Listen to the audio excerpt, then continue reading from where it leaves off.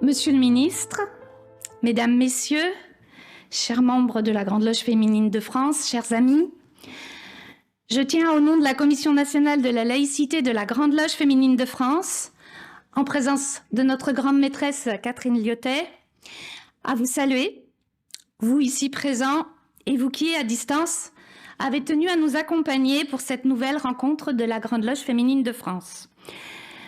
Alors, nous étions 137 inscrits en présentiel. Il en manque un petit peu. Soit ils ont eu froid, soit ils veulent regarder le match de foot, soit ils font leurs courses pour Noël. Bon, nous sommes un peu moins nombreux, mais donc du coup, nous aurons plus de temps pour débattre et échanger. La rencontre que nous allons vivre est organisée à l'occasion de la commémoration de la date de promulgation de la loi du 9 décembre 1905, dite loi de séparation des églises et de l'État.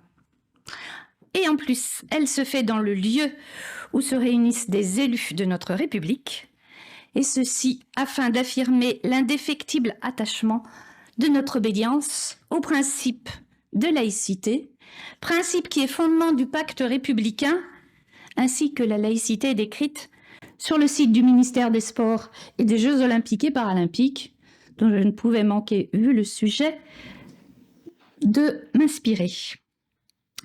Le colloque que nous avons organisé ce jour a pour titre « Sport et République, agir pour l'universalisme et contre les communautarismes ». Nous avons sollicité et nous aurons le plaisir d'entendre Madame Marie-Georges Buffet, ministre de la Jeunesse et des Sports de 1997 à 2002, que nous remercions vivement d'avoir répondu favorablement à notre invitation, ainsi que Jean-Michel Sautreau, ancien membre du Comité national olympique et sportif français.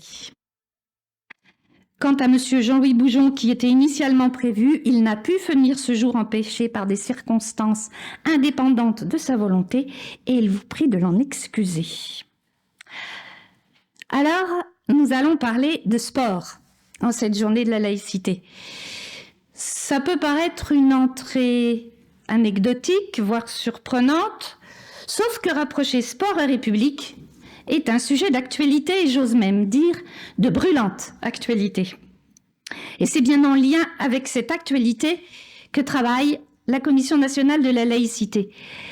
Celle-ci s'est donnée pour mission de faire connaître et de promouvoir la laïcité tant auprès de ses membres que dans la cité, pour témoigner de sa force émancipatrice et de sa cohérence avec nos idéaux humanistes. Chaque année, la Commission s'empare d'un sujet particulier pour en faire le temps d'un colloque, à la fois le support de réflexion pour les sœurs de l'obédience, mais aussi un outil de communication et de transmission des valeurs que porte l'obédience en général, et chacune de ses sœurs en particulier. Il s'agit à la fois d'informer et d'outiller, avec toujours en objectif la promotion du principe de laïcité. Étudier avec l'angle de vue particulier de la laïcité chacun des grands sujets d'actualité, telle est notre tâche au quotidien à laquelle nous nous attachons quand nous parlons de fin de vie, de procréation médicalement assistée, d'éducation ou tout autre sujet. Par exemple, le sujet de l'an passé était la laïcité, un rempart contre l'obscurantisme et les mouvances identitaires. Cette année, la Commission a choisi de s'intéresser au monde sportif parce que celui-ci fait partie des grands sujets de société qui interpellent chacune et chacun d'entre nous. Ce sport nous questionne à la fois par l'injonction qui nous est faite de pratiquer du sport par souci de santé ou d'émancipation personnelle, mais aussi en fonction des dérives constatées dans le monde sportif polymorphe. C'est le rôle de la Commission de se montrer à la fois vigilante de ce qui se passe dans le monde dont nous faisons partie et d'en informer celles et ceux qui nous entourent, en particulier quand les dérives et les questions qui en découlent portent atteinte au principe de laïcité pour lequel nous œuvrons. Il ne vous aura pas échappé que se déroule en ce moment la Coupe du monde de football. Vous savez également que Paris s'apprête à accueillir les Jeux olympiques et paralympiques en juillet 2024. Oui. Et je ne résiste pas également à faire le lien avec la Coupe du monde de rugby qui aura également lieu en France en septembre et octobre prochains. Chacune de ces compétitions apporte son lot de joie, de ferveur, de la part des supporters en particulier, mais chacune apporte également son lot de questions, et celles-ci concernent tout le monde, qu'on aime le sport ou pas, à la manière de Winston Churchill. No sport, no sport, no sport. Proposer cette thématique sportive à notre colloque annuel, c'est affirmer qu'il a une place dans la construction de notre République et en particulier dans la construction de la laïcité. Sport et République, agir pour l'universalisme et contre les communautarismes. Par cette thématique, nous affirmons la continuité de la réflexion de notre commission qui travaille depuis plusieurs années, n'est-ce pas Denise? Plusieurs années, à promouvoir le principe de laïcité comme outil permanent et pertinent de la lutte contre l'obscurantisme et toutes les formes de communautarisme. Mais rien que par ce titre également, nous imposons au sport une grande mission. Sans faire preuve d'un angélisme aveugle, j'ose affirmer que le sport, dans son terme générique, constitue une des plus larges et des plus belles mosaïques humaines et culturelles par sa diversité et sa capacité d'engagement. Selon Vallon, il ne faut jamais oublier que dans le domaine du sport, tout dépend de l'usage qu'on en fait, des mains dans lesquelles il se trouve et de la forme sous laquelle il est pratiqué. Quant à Edgar Morin, il lui donne une autre dimension. Le sport porte en lui le tout de la société. Et Michel Serres complète ce propos en disant « Hier, on disait que le sport était un modèle réduit de la société. Aujourd'hui, on constate que c'est la société qui est un modèle réduit du sport. » Et vous, Madame la Ministre, alors que vous étiez en poste, vous plaidiez déjà dans ce sens en clamant « Le sport n'est pas secondaire ». Et en effet, l'État ne s'y trompe pas en associant légitimement le monde associatif à la construction des valeurs de notre République. La loi du 1er juillet 1901 portée par Pierre Waldeck-Rousseau, relative au contrat d'association, garantit une des grandes libertés républicaines. Ainsi, tout citoyen dispose du droit de s'associer sans autorisation préalable. Elle préserve la liberté et les droits des individus tout en permettant leur action collective. Cette liberté d'association se voit cependant limitée dans le cas où ses dirigeants sollicitent de la part de l'État une reconnaissance, un agrément, voire des fonds publics. C'est ce qui est affirmé dans le cadre de la loi du 24 août 2021 confortant les principes de la République. Le sport en France se vit pour tout un chacun par le monde associatif, du club de village à la fédération nationale, voire même aux structures qui portent le mouvement olympique. L'immense majorité des structures qui font vivre le sport en France sont des associations. Rappelez que le sport en France s'appuie sur ce principe de projet collectif défini par la loi de 1901, comme sur l'engagement individuel et bénévole de ses dirigeants, n'est pas anecdotique. L'imaginaire collectif, soit par le sport de toutes les vertus, et ce sont les fameuses valeurs du sport auxquelles il est souvent fait référence, sauf que, en citant Patrick Clastre, historien du sport, le sport n'a de valeur que celle des éducateurs qui le portent. Soit le sport est accusé, à juste titre, de nombre de mots, MAUX, et il est alors question de violence sous toutes les formes possibles, de tricherie, de dopage, et il n'est pas besoin d'aller bien loin pour en trouver des exemples. Revenons au mot d'Edgar Morin, le sport porte en lui le tout de la société. Nous devons faire le pari que, oui, le sport peut transmettre des valeurs. Si on le considère comme un outil de vivre ensemble et non comme un moyen de promotion d'idées, d'opinions, ni comme une arme de discrimination. Vivre ensemble et encore mieux, vivre toutes et tous ensemble et qui plus est en harmonie. Cette expression trop souvent galvaudée et mal comprise renferme en elle-même tout un potentiel de richesse. Elle doit être entendue non comme du côte à côte, mais comme un projet de commun à toutes et tous, de la mise en commun pour toutes et tous. Albert Jacquard nous y invite fortement en disant que les hommes ont un défi majeur à relever, celui de savoir vivre ensemble. Le sport peut et doit constituer ce lieu de rassemblement et de compréhension réciproque, puisqu'il porte en lui, dans sa pratique, le sens du collectif et la compréhension des droits et devoirs de chacune et chacun. Il a une valeur d'avenir incontournable dans les modèles sociaux que nous avons à construire. Dans l'imaginaire collectif, le sport véhicule souvent l'image d'une société idéale en lui assignant le rôle de contrebalancer les maux de la société, comme à l'école d'ailleurs. Ça peut paraître excessif de demander autant au sport, mais c'est là une utopie que nous devons fixer. Le sport, c'est la réalisation en acte du brassage social indispensable au bien-être ensemble. C'est la porte de la reconnaissance de compétences par des résultats. C'est la citoyenneté en acte dans le domaine de l'intégration, de l'inclusion et de l'insertion. Le sport est la vitrine de la manière dont nous vivons et dont nous considérons l'autre.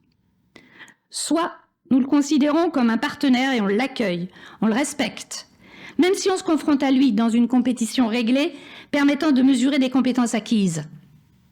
C'est ce que disent les valeurs de l'olympisme: excellence, amitié, respect. L'excellence, c'est donner le meilleur de soi-même pour ressentir la joie issue de l'effort et de la volonté de se dépasser.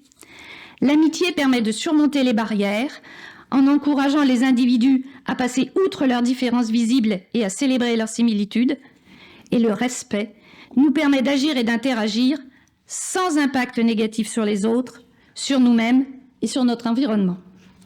Soit nous rejetons l'autre. Nous ne le considérons pas digne d'évoluer à nos côtés et nous ne lui permettons pas la libre pratique.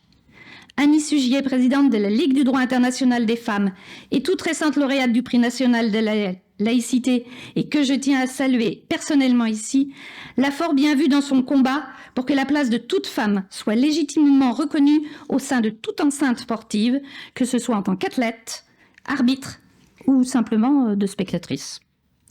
De la même manière, Marie-Amélie Le Fur, triple championne paralympique et présidente du comité paralympique et sportif français, continue à œuvrer pour que la place des sportifs et des sportives en situation de handicap soit pleine et entière, à égalité de traitement des sportifs et sportives valides.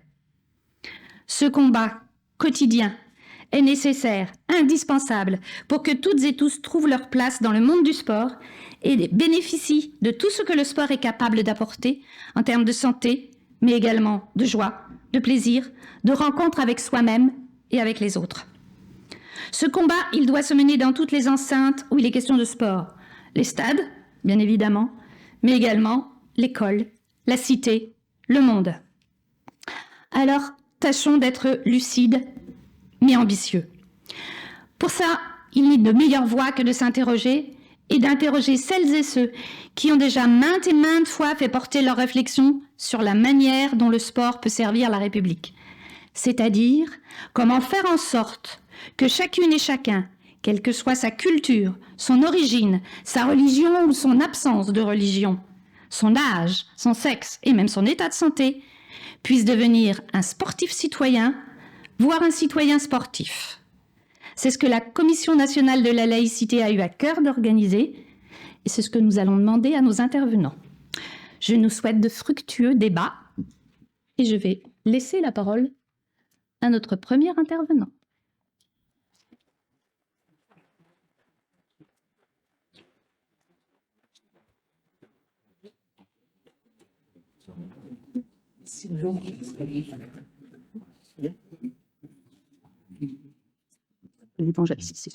Alors Jean-Michel, c'est un plaisir pour nous de vous accueillir ici pour ouvrir cet après-midi consacré aux liens entre sport et République, tant ils sont indissociables dans votre parcours.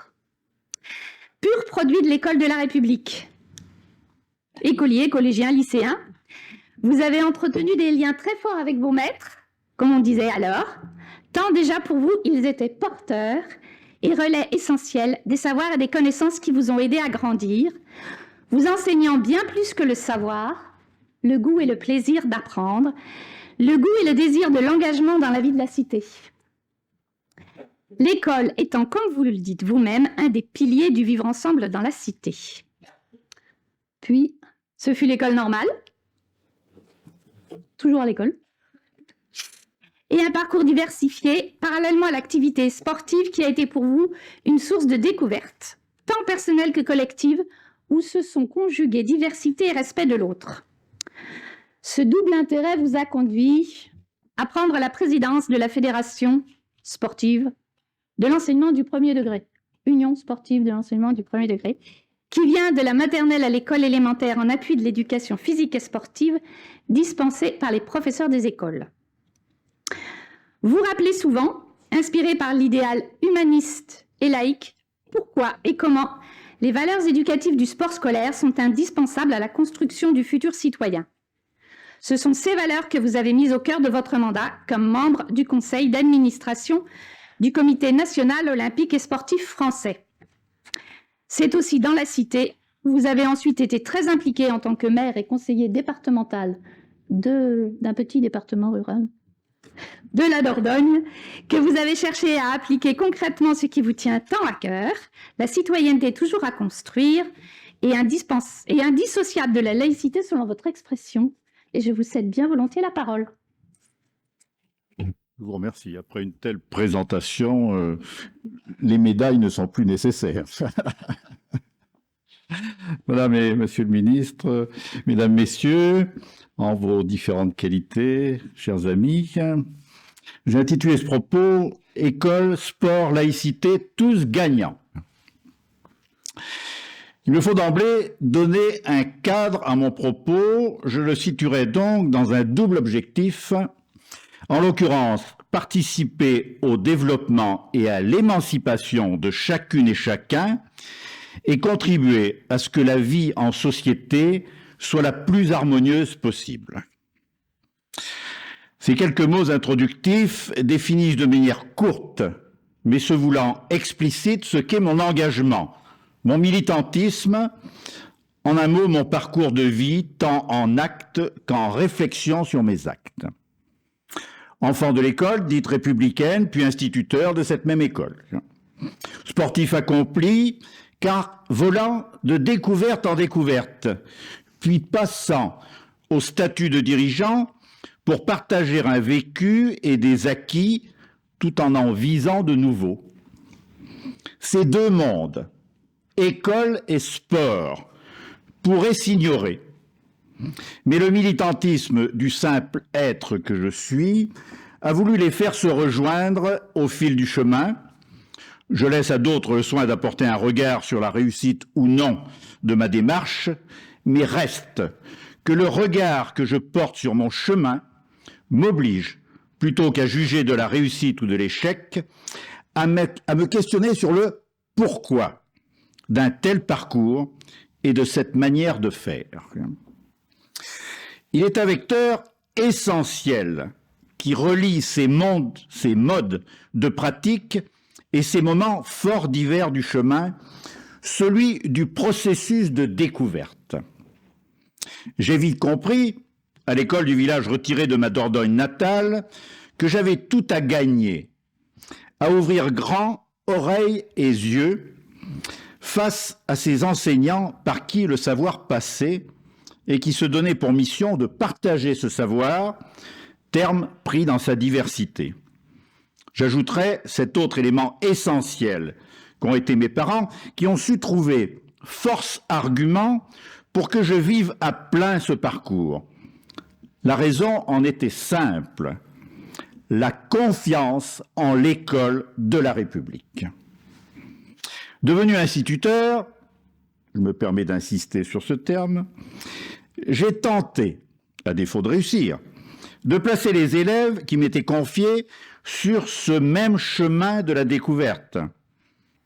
Mais il est déjà nécessaire, à ce stade de mon propos, d'indiquer ce que j'entends par découverte.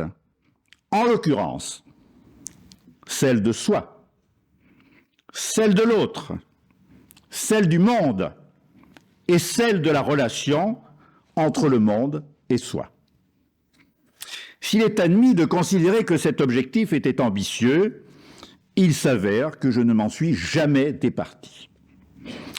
Le glissement vers le sport, tant en qualité de pratiquant que celui de dirigeant, ne pourrait que me faire répéter la même chose. Et c'est ainsi que je peux affirmer que c'est naturellement que j'ai voulu agir par le sport au sein de l'école, portant un E majuscule, pour ce que la société porte en termes d'avenir, à savoir les enfants. Que vais-je donc vouloir vous démontrer en ce jour et en ce lieu, fort de ce parcours décrit de manière sommaire, mais avant tout sur les objectifs? La raison peut être présentée de manière bien simple. Fort de ce parcours, je me veux et me sens citoyen. Ne criez pas à la prétention, mais acceptez d'entendre dans cette affirmation humilité et engagement, m'appuyant sur ce que je pense être porteur de sens, en l'occurrence, ce terme pas encore utilisé, qui est celui de laïcité. S'il est un lieu qui ne peut être neutre, c'est bien l'école de la République. S'il est un lieu qui ne doit pas être neutre, c'est bien le champ sportif. L'un et l'autre ont la volonté, la capacité, jusqu'à la nécessité de former des citoyens, rien de moins. Et si tel est le cas, c'est bien la société tout entière qui en sortira gagnante, l'harmonie recherchée en étant la résultante. À ce point de mon propos, il me faut vite apporter une précision pour éviter toute confusion. En effet, la charte de la laïcité à l'école indique ceci dans son point 2. La République laïque organise la séparation des religions et de l'État. L'État est neutre à l'égard des convictions religieuses ou spirituelles. Il n'y a pas de religion d'État. En suivant, le point 11 complète le propos. Les personnels ont un devoir de stricte neutralité. Ils ne doivent pas manifester leurs convictions politiques ou religieuses dans l'exercice de leurs fonctions. Pour être clair avec vous, j'admets cette forme de neutralité, mais j'ajoute aussitôt qu'un enseignant qui a pour mission d'éduquer jusqu'à vouloir participer à la formation d'un citoyen est donc un être engagé, donc non neutre, non indifférent à la chose publique. Si je réaffirme que s'il est un lieu qui ne peut être neutre, c'est bien l'école de la République. S'il est un lieu qui ne doit pas être neutre, c'est bien le champ sportif. C'est pour rejeter ce qui relève de l'indifférence, du non-engagement, du renoncement. L'école et le champ sportif sont pour les enfants des lieux où la volonté et le devoir d'agir sont les plus forts. Agir sur un socle de valeurs qui fonde la République, rien de moins. Je ne fais là que mettre en évidence ce pourquoi je me suis battu toute ma vie en qualité d'enseignant instituteur, fonctionnaire d'État, comme d'encadrant sportif, à savoir éduquer au plein sens du terme. Cette éducation passant certes par les savoirs et connaissances, mais aussi ce que je nommerais un art de vivre au cœur même de la citoyenneté. Construire cette citoyenneté, une citoyenneté à faire comprendre et admettre, une citoyenneté à promouvoir, une citoyenneté à faire vivre, une citoyenneté à faire perdurer. Mon propos se veut donc teinté d'idéal, j'en conviens. Mais sans idéal, que serait donc l'action? Et c'est pourquoi, toujours sans prétention aucune, j'ose avancer que je suis également aujourd'hui élu du peuple, maire de mon village et conseiller départemental de cette Dordogne rurale, mais authentique. Oser cet élément, c'est indiquer deux choses fortes en matière de citoyenneté et de laïcité réunies. Rien ne peut se vivre harmonieusement en société si droits et devoirs ne sont pas intégrés. La liberté qui nous est chère à nous autres républicains ne peut se vivre que dans un cadre commun. Ces deux éléments me semblent caractériser à plein autant l'école que le sport, en particulier chez les plus jeunes. Œuvrer pour former des citoyens a donc cette singularité de rejeter de manière ferme tout principe de neutralité. École et sport n'ont rien à voir avec ce principe de neutralité, celle du non-engagement. Si je suis républicain, être agissant, je ne peux me revendiquer de la laïcité si je la confonds avec la neutralité, celle de l'indifférence. Il y a de cela quelques années, voici comment je présentais dans un petit livre intitulé « Du sport dès l'école, oui », ce lien entre école et sport selon différents items auxquels, toujours avec humilité, je note rien en ce lieu et ce moment. Je défendais et défends le concept d'acteur sportif. C'est là la reconnaissance de chacune et chacun en créant les conditions d'une pratique se voulant saine et se devant de l'être. Je défendais et défends le concept de sportif acteur, prétextant que chacune et chacun a droit à une place dans le projet.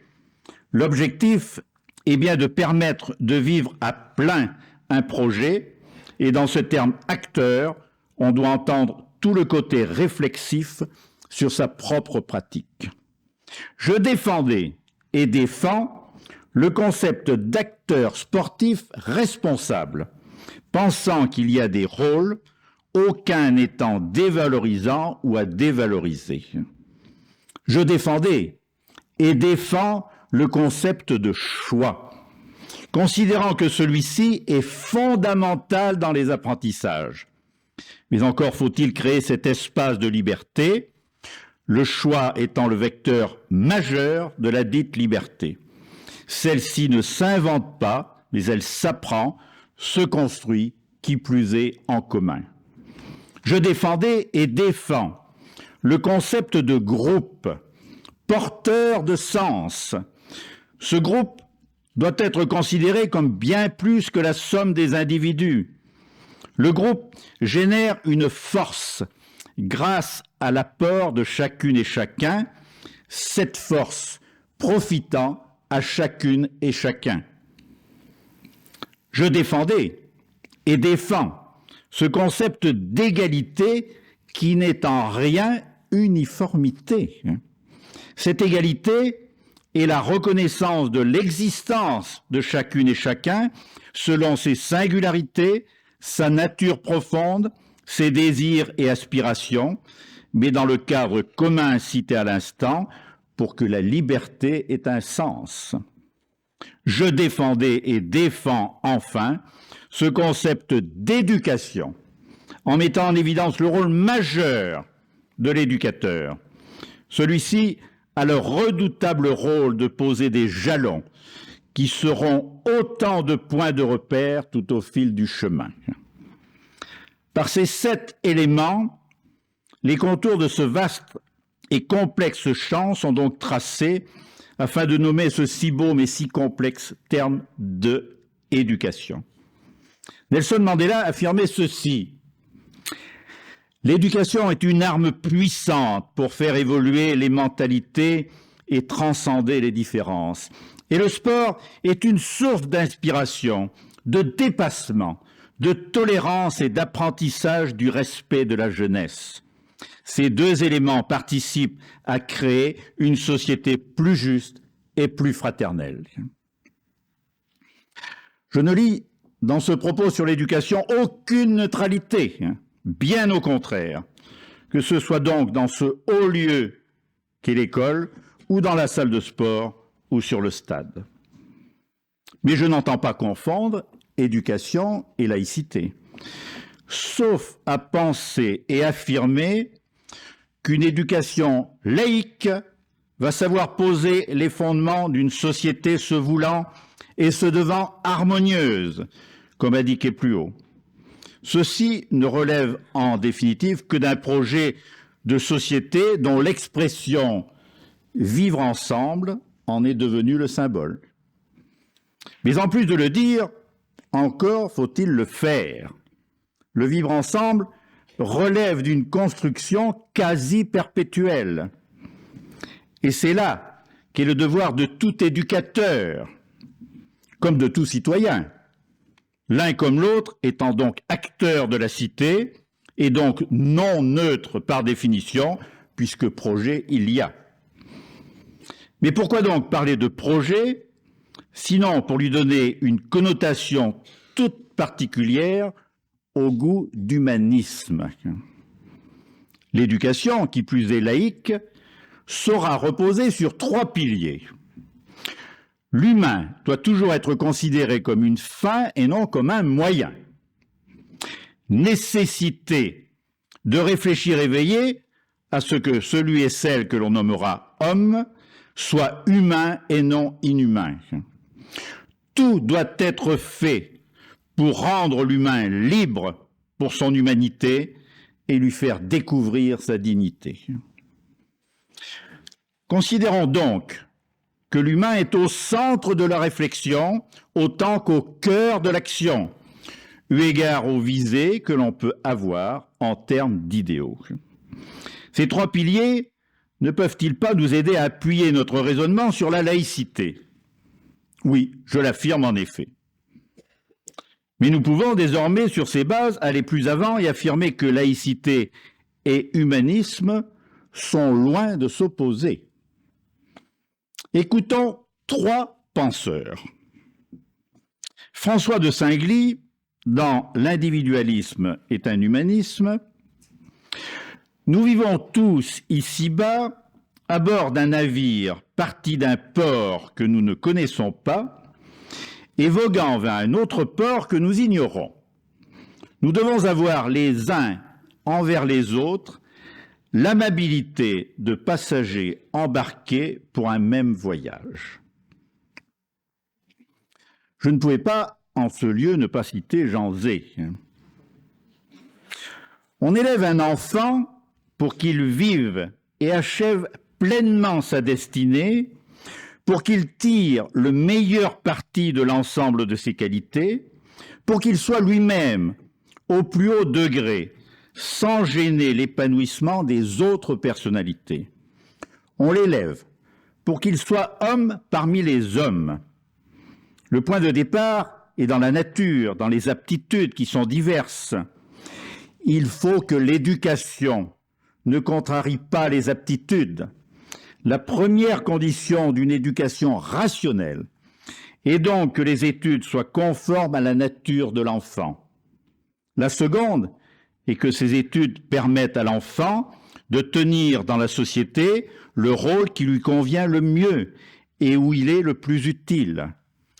Tout le problème de l'éducation est de concilier ces 2 conditions, d'unir l'individuel et le social sans les sacrifier l'un à l'autre. Enfin, Condorcet.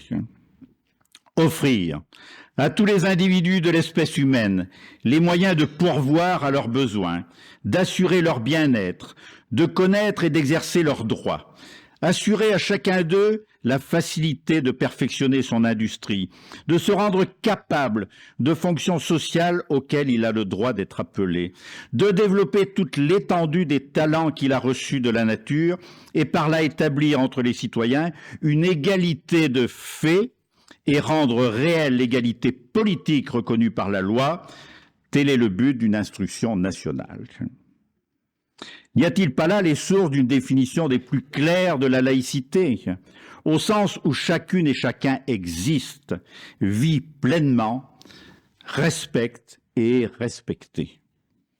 A-t-on besoin de qualificatifs à adjoindre à laïcité?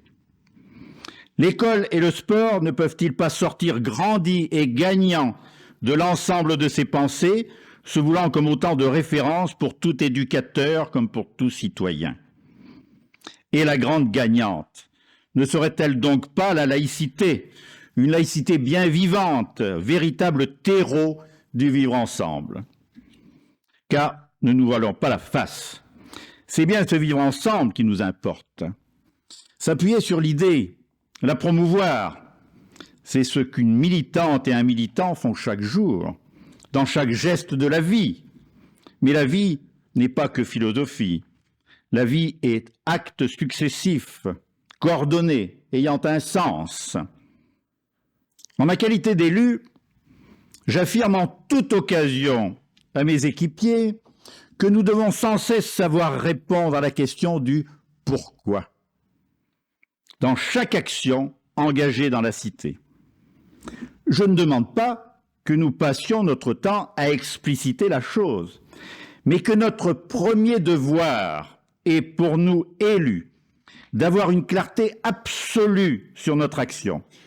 Les citoyennes et citoyens doivent être respectés, tout comme un élève en classe, tout comme un enfant dans le champ sportif.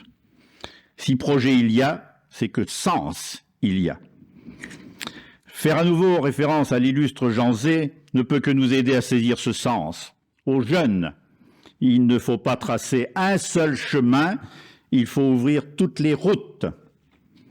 Voilà bien là une ligne hautement humaniste pour un projet humaniste envers notre jeunesse, avec pour base ceci: chaque individu est doté de ressources personnelles, de qualités, de compétences qu'il est nécessaire de parfaire et d'optimiser.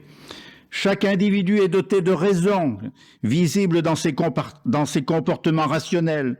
Chaque individu a sa propre identité qui se vit et s'affirme dans des relations interpersonnelles. Chaque individu, au-delà de toutes les différences, de tous les habits sociaux, est un humain appartenant à l'humanité. Face à l'ampleur de la tâche, l'espoir nous est nécessaire. Jean Jaurès disait ceci: l'histoire enseigne aux hommes la difficulté des grandes tâches et la lenteur des accomplissements, mais elle justifie l'invincible espoir. Humanisme, sport, enfants, que de grands mots qui veulent tous, réunis, chanter l'espoir.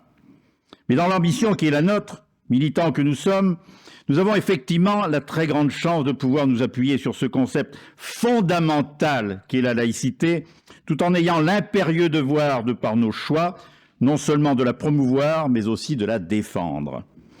Affirmons donc sans détour que la laïcité est un des piliers essentiels de l'éthique et du projet politique humaniste, dans la mesure où il brise la collusion dangereuse entre pouvoir politique et pouvoir religieux. En effet, la laïcité est une éthique, un art de vivre ensemble. Basée à la fois sur un principe d'organisation de la société et un ensemble de valeurs, elle permet ainsi toutes les libertés, mettant ainsi l'humain au centre de la société. L'espace ainsi formé au sein de notre société n'est en rien neutre, tant au contraire il est politique. Il est en effet structuré par les valeurs et principes éthiques, humanistes, qui ont permis de définir et fonder les institutions démocratiques auxquelles il est lié. La laïcité doit être considérée comme une force de liberté dans un cadre commun. J'insiste encore sur ce point.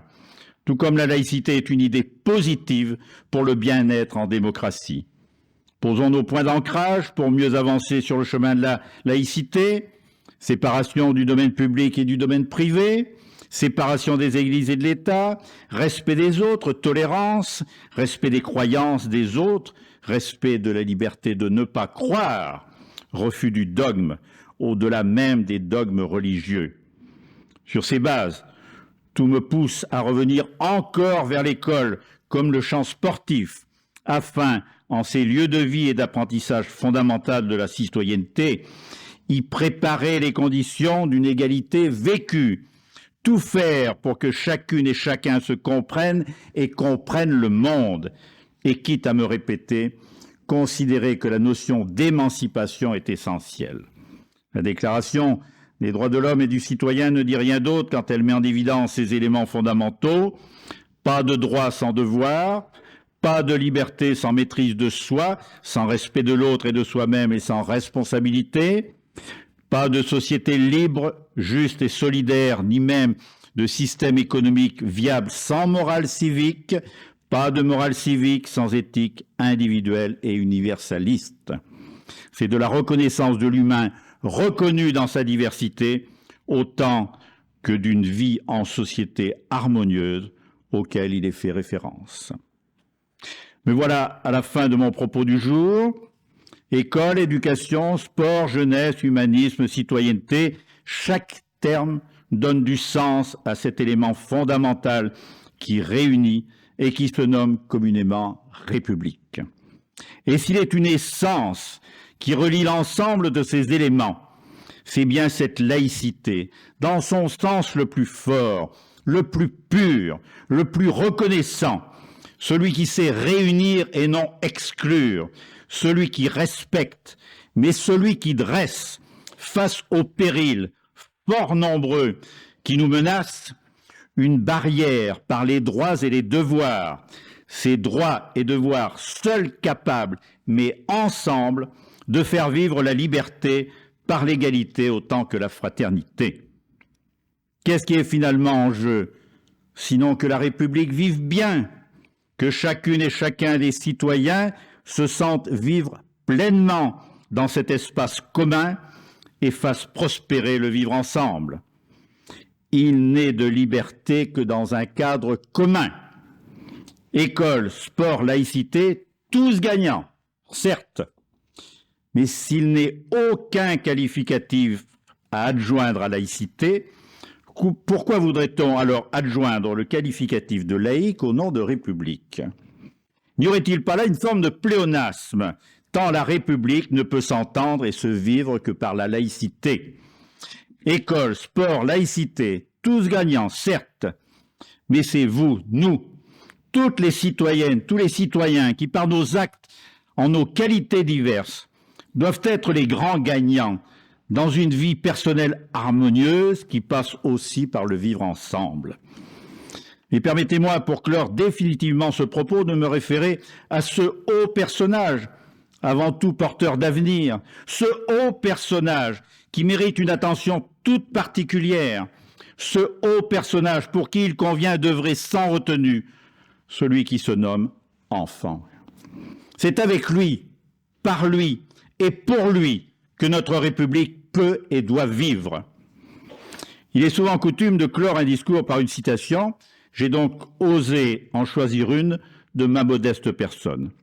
Je vous la livre, soyez-en assurés en toute humilité, car au-delà des pensées, des bons mots, rien ne remplacera l'action. Celle-ci doit être sous-tendue par des valeurs qualifiables de fondamentales. Et il en est une que j'exprimais toujours dans ce petit fascicule et qui se nommait simplement plaisir. J'ose alors vous dire, en vraie conclusion, écoutez-moi. Reste peut-être l'essentiel, ce par quoi tient l'édifice humain au fil des années, et ce, quel que soit l'âge, ce sur quoi toute une vie devrait tenir malgré les aléas, le plaisir.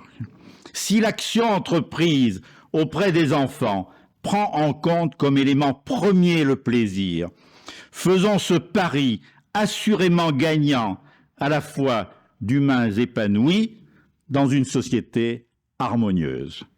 Je vous remercie pour votre attention et ajouterai en guise de clin d'œil fraternel, j'ai dit.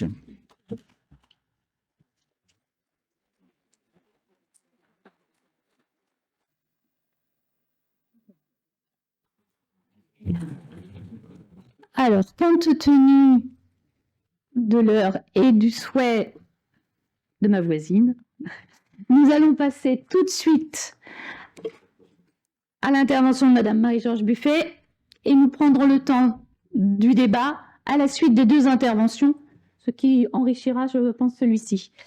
Je prends le temps de vous présenter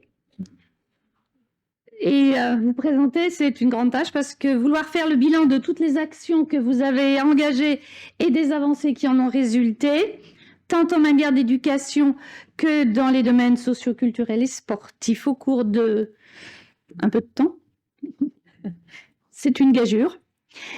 Je vais juste rappeler 2-3 moments. Licencié en histoire et géographie, vous adhérez au Parti communiste en 1969 dans le sillage de mai 68 et de la guerre au Vietnam. Étudiante, vous êtes élue présidente de la Fédération des résidences universitaires de France de 1970 à 1972 et membre actif de l'UNEF. Ensuite, vous avez eu de nombreux mandats au comité central du 26e congrès du Parti communiste, maire adjointe chargée des affaires sociales de Châtenay-Malabry, conseillère régionale de 1977 à 1983 et en juin 1997, vous êtes nommée ministre de la Jeunesse et des Sports au gouvernement de Lionel Jospin et députée de Seine-Saint-Denis. Mandat qui vous sera renouvelé par les électeurs pour les législatives suivantes de 2002, 2007, 2012, 2017. C'est en 1996 que vous entrez au secrétariat national du Parti communiste français, chargé de la vie du parti et notamment de la commission des femmes. Vos combats lors de votre mandat ministériel porteront sur la lutte contre le dopage qui gangrène trop de sports, et en particulier le cyclisme. En décembre 1999, vous faites adopter un projet de loi instituant une contribution judicieusement appelée la taxe Buffet de 5% sur la cession à un service de télévision des droits de diffusion de manifestations ou de compétitions sportives. Cette taxe affectée au Fonds national de développement du sport a pour but d'aider financièrement les clubs sportifs amateurs. Mais outre votre parcours, tant au sein du Parti communiste français qu'à votre poste de ministre et vos mandats de député, de présidente de diverses commissions parlementaires, vous restez encore aujourd'hui une militante active. Votre nom est également associé à la mise en place du Conseil national de la jeunesse, instance consultative qui s'inscrit dans la volonté de faire partager, toujours concrètement, l'importance du rôle formateur du sport aux valeurs de la République. Vous restez toujours une militante associative, continuant sans relâche votre lutte contre la marchandisation et la financiarisation à outrance du sport, en particulier dans le football. De la défense de la mixité des instances sportives au soutien de l'interruption volontaire de grossesse, accessible à toutes, vous continuez, Madame la Ministre, à travailler inlassablement pour l'égalité, l'autonomie, c'est-à-dire pour l'universalisme et la citoyenneté.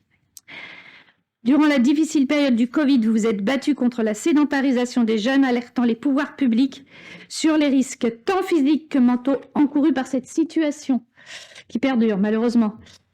Exemple concret de l'importance des valeurs émancipatrices et d'intégration liées aux valeurs de la République qui vous conduisent, Madame, à être des nôtres aujourd'hui. Ce dont nous vous remercions très chaleureusement. Nous vous laissons la parole pour nous apporter vos lumières sur le rôle de la laïcité garante de l'universalité des droits dans le sport. Merci à vous. Bonjour à vous toutes et à vous tous. Monsieur le ministre, je voudrais vraiment remercier la Grande Loge féminine de France d'organiser ce débat sur sport et République, parce que trop souvent, le sport n'est pas considéré comme une question politique, comme l'objet d'un débat public et politique, comme l'objet d'une politique publique. Et d'ailleurs, je ne sais pas si vous l'avez remarqué, mais lors des échéances électorales que nous venons de vivre, que ce soit la présidentielle ou législative, le sport a été complètement ignoré. Et quand le CNOSF, qui avait pris une initiative, invite tous les candidats et candidates à venir discuter sport, 3 candidats seulement répondent à l'appel du CNOSF. Donc, quelle est la place du sport dans la construction de la citoyenneté ? Quelle est la place du sport dans le vivre ensemble dans notre République ? Comment la laïcité peut être garante de l'universalité des droits dans le sport ? Pour répondre à tout cela, très modestement, il faut peut-être déjà mesurer l'enjeu au regard de la place que peut ou que pourrait à voir le sport dans la construction des individus, des rapports entre individus dans la société et au niveau des relations internationales. Alors bien sûr, d'abord l'individu, mais tout a déjà été dit par les différents intervenants. La Charte olympique rappelle que le sport est une activité humaine combinant en un ensemble équilibré les qualités du corps, de la volonté et de l'esprit. Le sport, c'est le rapport au corps, et c'est le rapport au corps dans l'espace. Le sport, c'est le rapport aux règles, c'est le rapport au respect de l'autre, qu'il soit partenaire ou qu'il soit adversaire. Dans la société, le sport, c'est le partage, le mélange. C'est la tenue sportive qui fait que chacun, chacune est égal sur le terrain, dans le gymnase. C'est la pratique ensemble. C'est pas le vivre ensemble, pas toujours. C'est la pratique ensemble. Le sport, c'est aussi, à travers la vie associative, c'est l'engagement bénévole. C'est la démocratie. Je vais y revenir. Mais c'est la démocratie associative.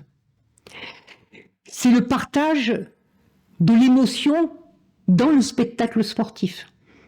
Et nous le vivons, et nous le vivrons peut-être ce soir, mais je pense que cet après-midi aussi, maintenant, à 16h, il y a beaucoup d'émotions en suivant le match Maroc-Portugal, une émotion qui va être partagée par de nombreuses personnes. Et puis c'est un facteur d'échange, y compris à travers les compétitions internationales, facteur d'échange entre les peuples sur la base de règles sportives universelles, d'une participation ouverte à toutes les nations. En raison de tous ces belles choses dites sur le sport, l'évidence apparaît. Le sport devrait être un droit pour tous et toutes et partout. Or, ce n'est pas le cas. Le sport devrait veiller à l'intégrité physique et psychique de ceux et celles qui le pratiquent. Or, ce n'est pas toujours le cas.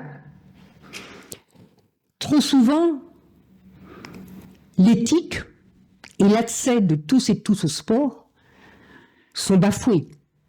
Il y a toute une partie de la population, des humains, qui n'ont pas accès à la pratique sportive. Faute de moyens, faute de développement, faute d'équipement. Et puis il y a une moitié de l'humanité qui, pour des raisons culturelles ou cultuelles, sont rejetés par certains de la pratique sportive.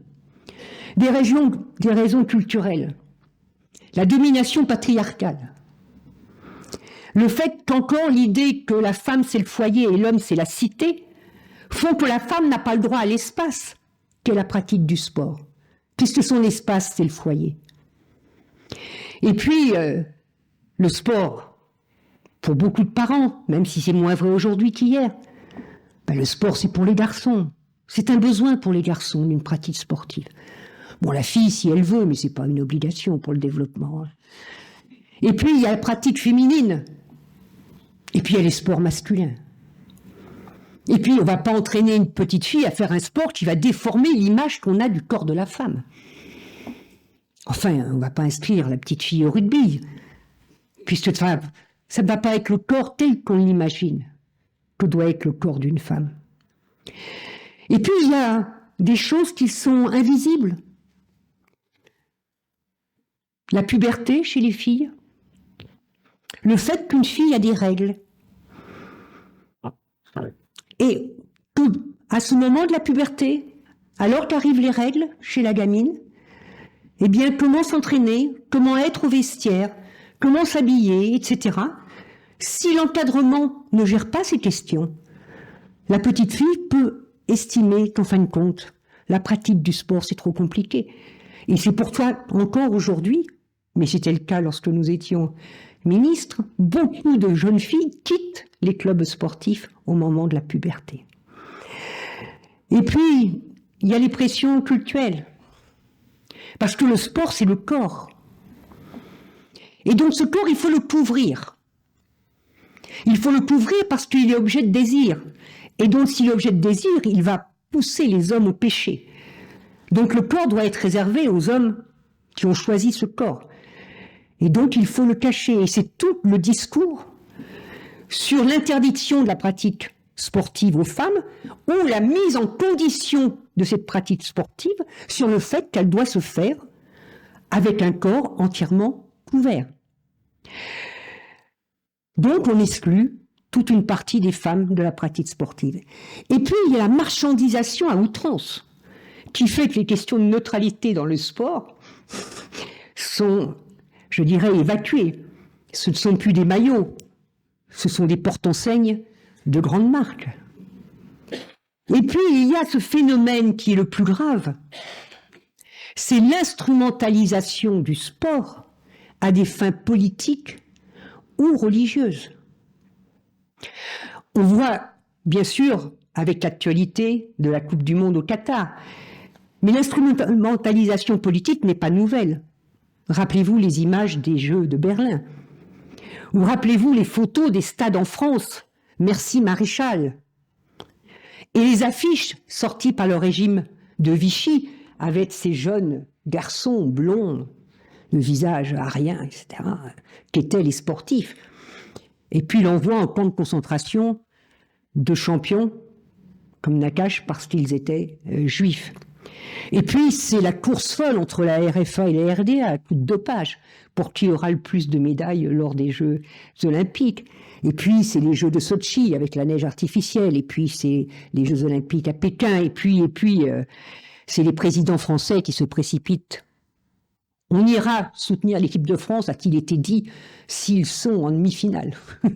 Donc s'ils gagnent, on ira les soutenir pour que l'image du politique et des joueurs se mélange et donne l'idée qu'en fait, c'est le politique qui a gagné. Vous savez, c'est 98, la France Black Blamber.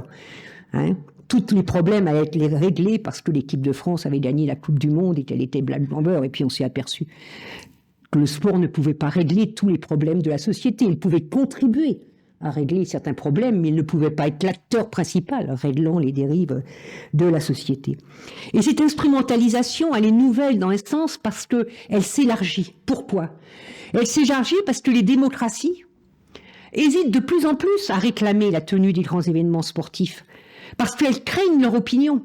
Elles craignent que leur opinion leur dise « mais vous dépensez de l'argent pour les jeux, pour la Coupe du Monde, pour ceci ou pour cela », alors qu'il y a autre chose à faire de l'argent public. Et donc, de plus en plus, les démocraties se retirent de la compétition aux grands événements. Par contre, les régimes totalitaires, quels qu'ils soient, se disent que c'est une manne extraordinaire pour créer une nouvelle image de leur pays, pour faire rayonner leur pays au plan politique, au plan géopolitique, au plan économique. Et c'est ce qui se passe aujourd'hui avec la Coupe du Monde au Qatar. Et avec un contenu religieux. J'ai eu l'occasion cette semaine de faire un débat pendant 4 heures dans un lycée de mon département, en Seine-Saint-Denis, où on m'a expliqué que le Qatar étant un régime musulman, il était normal d'appliquer un certain nombre de règles. Et il a fallu revenir sur un État qui a une religion d'État et quelle était la réalité de la République française, avec la laïcité, avec comment s'était construite notre République par rapport aux religions, etc. Bon. Il a fallu revenir sur toutes ces questions. Il a fallu revenir avec des lycéennes qui m'ont expliqué qu'elles étaient libres en France. Elles étaient libres. Et donc, si elles voulaient avoir la liberté de faire du sport avec des signes religieux, ce n'était pas une contrainte puisqu'elles étaient libres de choisir en France. Et on ne peut pas mélanger ça avec l'école, parce que l'école est obligatoire. Donc il y a laïcité dans l'école, mais l'école est obligatoire. La pratique dans un club n'est pas obligatoire.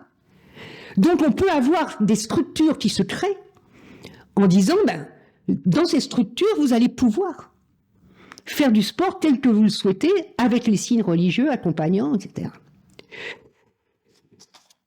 Il faut bien mesurer, c'est le rapport du Haut Comité à la laïcité qui le cite, nous avons aujourd'hui 122 clubs qui sont dans une démarche communautariste.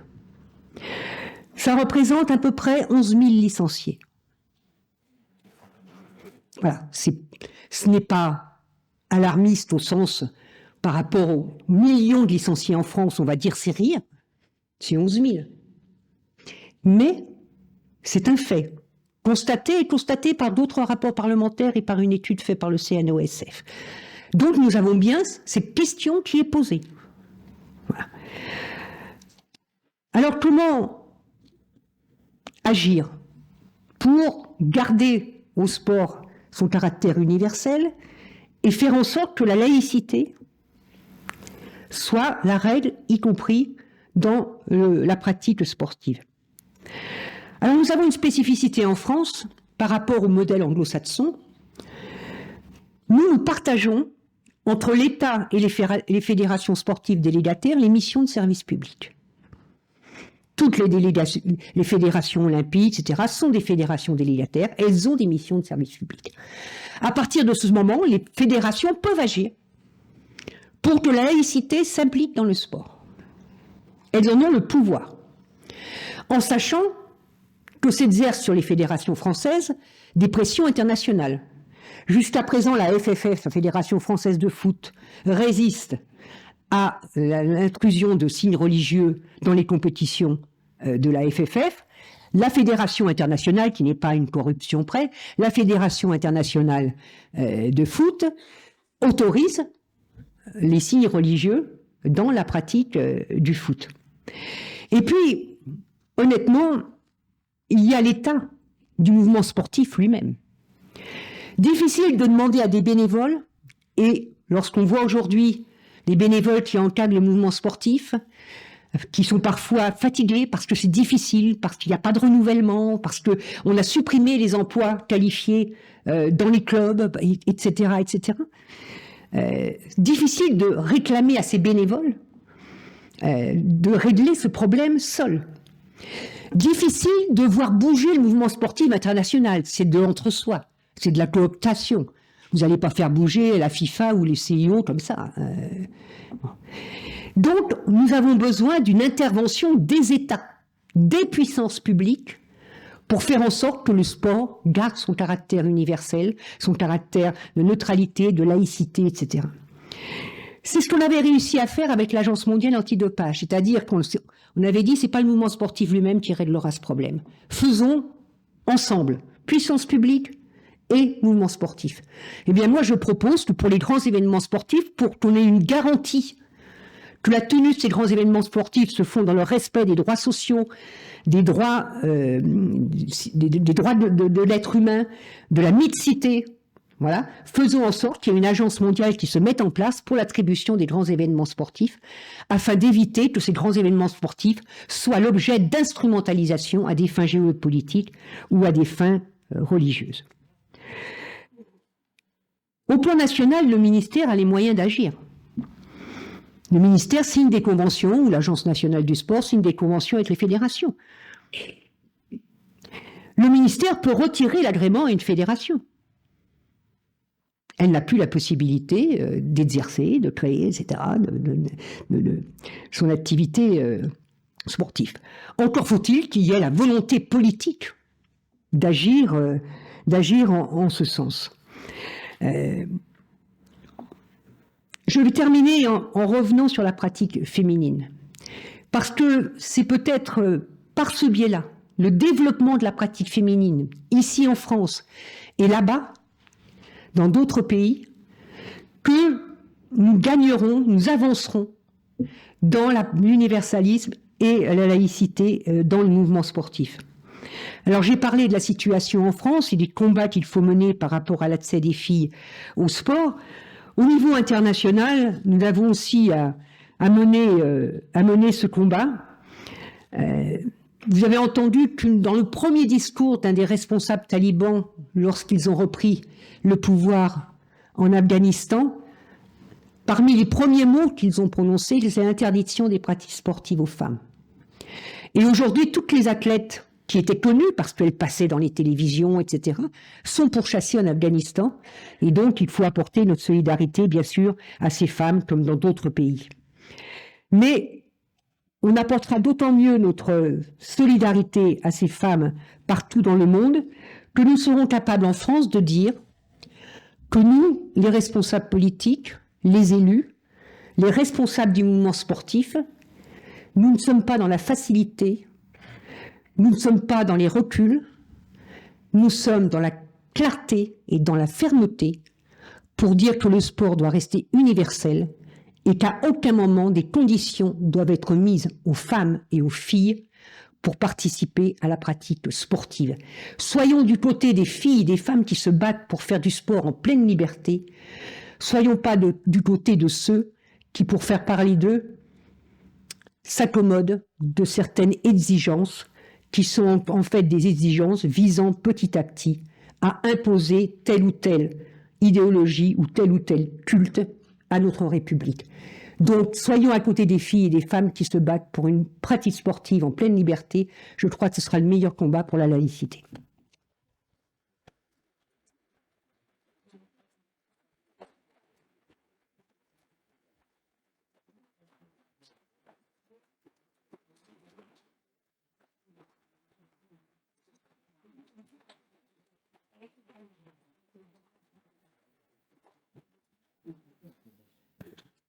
Alors, je vais vous proposer maintenant de débattre. La manière dont je vais vous proposer d'agir, on va relever 2 ou 3 questions et puis on laissera nos intervenants y répondre. Je vous donne une consigne technique. Si vous allumez les micros, pour que nous puissions vous répondre, il faut les éteindre. Voilà, vous avez la parole.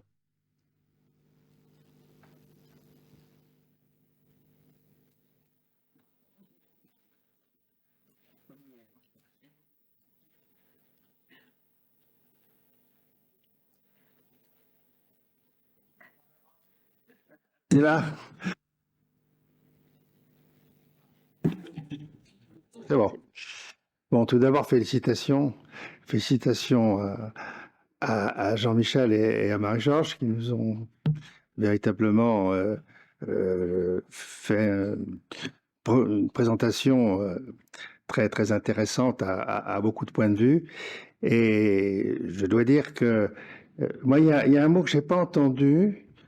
C'est pas un reproche, hein, pas un reproche.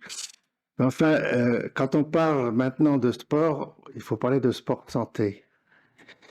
Et la République, elle a quelque chose à faire dans la santé des gens. Alors, c'est pas la République au sens la République française par rapport à tel ou tel, je sais pas, royaume, etc. C'est pas ça dont je parle. C'est ce que doit apporter l'organisation républicaine de la France à la santé par l'activité sportive. Et je crois que c'est un des éléments qu'il faut développer. Vous savez très bien, vous le faites d'ailleurs, chacun de votre côté, bien sûr, mais je pense que le CNOSF en particulier, qui est en crise actuellement, mais ça c'est complètement conjoncturel, ça reste quand même une structure, à mon avis, très forte et qui va perpétrer, qui va survivre à ce problème. Et je crois que l'importance du sport est bien sûr éducative, comme il a été dit tout à l'heure. C'est aussi une importance économique, il faut bien le dire, avec tous les inconvénients qui ont été développés. Mais le caractère de la santé par le sport. Alors, faire attention à de quoi on parle. On parle du sport, alors le sport à l'école, bien sûr. Moi, les 30 minutes, excusez-moi, ça correspond à rien du tout. Et ça correspond à la balle aux prisonniers qu'on faisait quand on était petit, on jouait à chat, etc. Ça, c'est les 30 minutes. Et encore, ça n'existe plus. Mais je crois qu'effectivement, comment dirais-je, le travail que doivent faire ensemble l'éducation nationale et surtout en primaire avec les clubs sportifs. Et ça, Marie-Georges, tu sais très bien qu'on y a beaucoup travaillé les uns et les autres. C'est quelque chose qui doit être développé. Bon, à mon avis, il y a eu un petit geste là, mais ça, c'est vraiment, à mon avis, assez comment dirais-je, insuffisant, quoi. Hein, il faut aller beaucoup plus loin. Bon. Alors ça, c'est le sport à l'école, bien sûr, qui doit être à la fois éducatif, mais aussi pour la santé. Pourquoi la santé? Parce que quand on veut faire du sport toute sa vie, hein, pour ce qui est très important, je crois, pour garder sa santé, eh bien, ça doit être fait dans des conditions qui sont parlait de plaisir tout à l'heure. Le plaisir, c'est aussi la motivation. Hein. Or, pour faire de l'activité physique et sportive, c'est pas toujours facile, c'est pas toujours non douloureux, c'est parfois douloureux sur le plan physique. Eh bien, ça doit être accompagné d'une motivation. Alors donc, il doit y avoir développement aussi, au point de vue républicain, n'est-ce pas, de tout ce qui organise le sport en France. Voilà. Donc, c'est les quelques mots que je voulais dire. Maintenant, j'en ai assez dit, hein, je voulais intégrer le problème sport-santé. Voilà. Je voulais juste préciser pour un certain nombre d'entre nous, CNOSF, ça veut dire Comité national olympique et sportif français. C'est ce qui gère le mouvement olympique en France.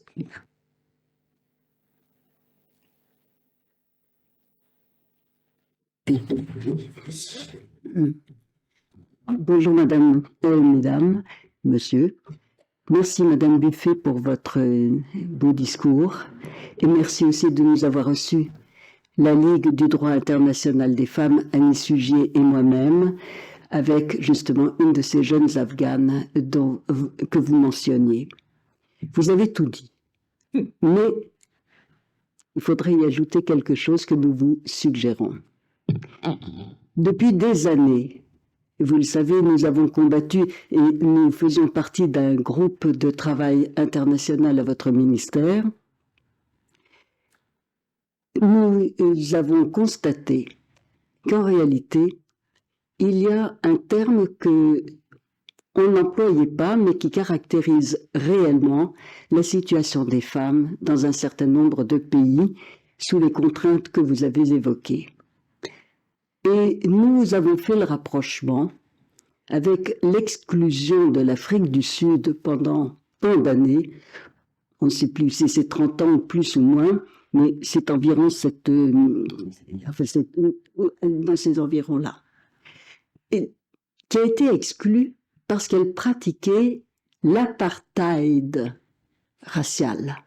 Apartheid séparé, régime de séparation. Les Nations Unies ont sévèrement condamné cette politique en prenant une résolution, une convention par l'Assemblée générale des Nations Unies. Eh bien, nous, cela fait quand même des années que nous utilisons le terme apartheid sexuel dans les situations que vous avez évoquées tout à l'heure. Et notre objectif maintenant, c'est effectivement de parvenir à sensibiliser les États du monde qui voient ce que nous voyons, nous aussi, et porter la question de l'apartheid sexuel, sexiste, devant les Nations Unies. C'est une proposition que nous allons porter, mais on ne sait pas encore trop comment parce que c'est très compliqué. C'est très très compliqué, il faut que la proposition soit soutenue, présentée par des États. À vous de jouer.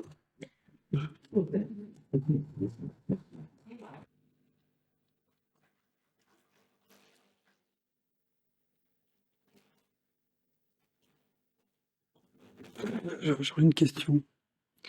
Oui, Madame la Ministre, et vous tous, merci pour ce débat. C'est l'occasion pour moi de vous demander, Madame la Ministre, vous avez parlé de 122 clubs communautaristes. Quels seraient, d'après vous, les moyens à mettre en œuvre par les pouvoirs publics pour que demain, il ne soit pas 244, 488, 976 et plus? Merci de votre réponse.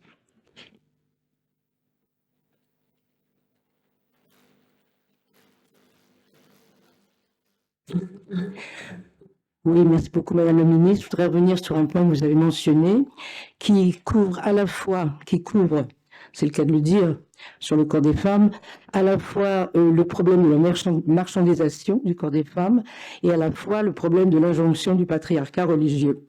Pour dire quand même que la condamnation de l'un qui est quasi unanime est bien absente lorsqu'il s'agit de l'autre.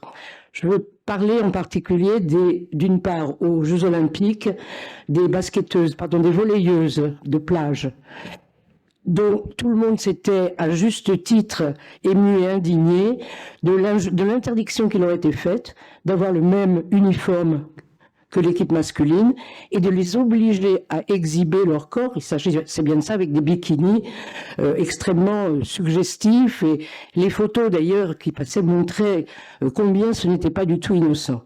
Ça avait été donc légitimement condamné par quasiment tout le monde. Dans le même temps, l'équipe iranienne de football, qui depuis longtemps, on le sait bien que vous avez parlé de l'Afghanistan, mais parlons de l'Iran, surtout à la lumière des événements qui se passent en ce moment.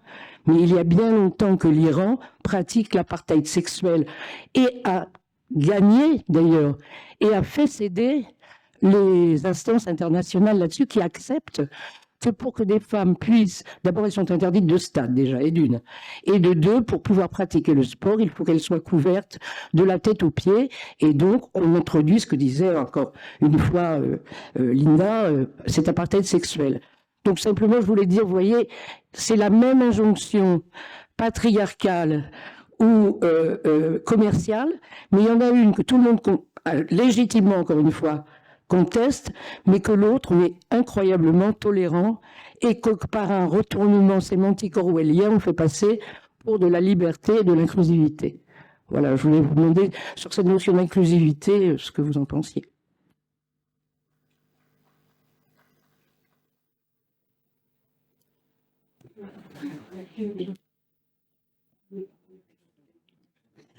Madame la ministre, Mesdames, Monsieur, j'ai une question pour vous. J'ai remarqué que donc aux Jeux Olympiques, on a prévu qu'il y aurait la parité entre les hommes et les femmes.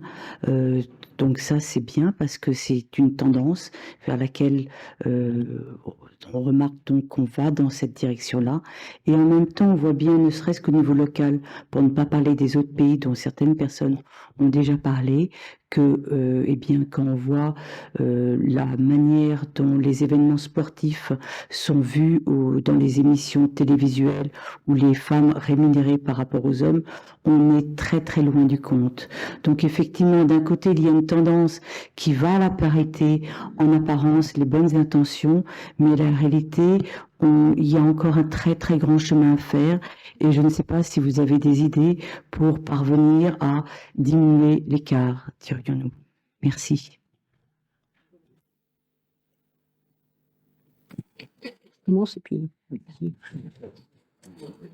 D'abord, Monsieur le ministre, moi je partage cette idée d'un sport comme acteur de la santé, au sens individuel et au sens collectif.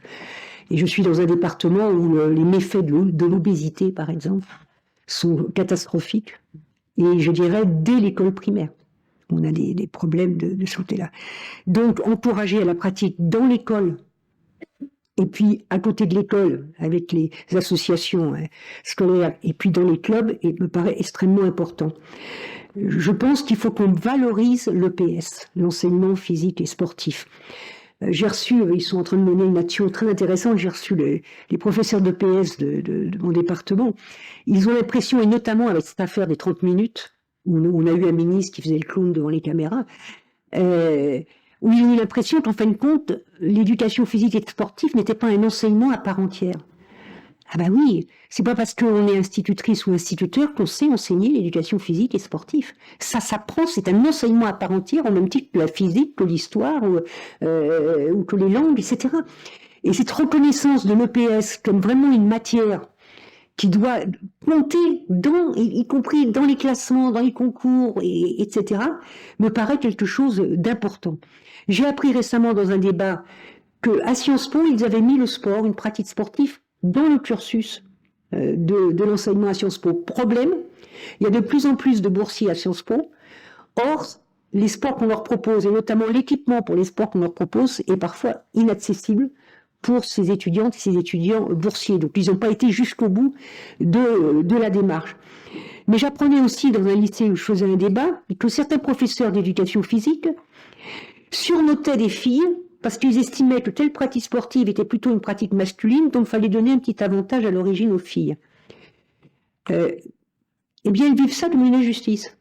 Elles ne se félicitent pas de ça, elles vivent ça comme une injustice en disant « Pourquoi moi, donc il me faudrait un bonus parce que je suis une fille pour pratiquer telle ou telle épreuve sportive dans la natation, etc. » Donc, redonner vraiment à l'EPS toute sa place dans l'école, en élargissant le nombre d'heures, ça me paraît énorme. Moi, personnellement, mais je sais que je vais peut-être faire hurler certains syndicats, je pense qu'il faudrait un enseignement de l'EPS, y compris dans le primaire.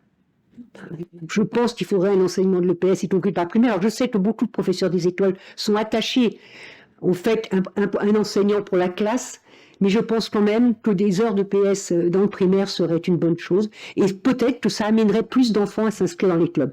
Après, il y a l'accès au club, il y a le coût de la licence. Moi, je m'étais félicité de ce qu'avait décidé le ministère, là, le pass au sport. Bon, les clubs ont eu un peu du mal à l'appliquer, il y a des villes qui prennent le relais, mais il faut aider les familles aussi à quitter les questions de licence, parce que c'est vrai que pour les familles, c'est parfois un coût important. Donc, valoriser le sport tout au long de la vie scolaire et à côté de la vie scolaire. Alors, sur les moyens pour agir contre l'instrumentalisation par des religions ou des idéologies, des clubs, des pratiques, etc.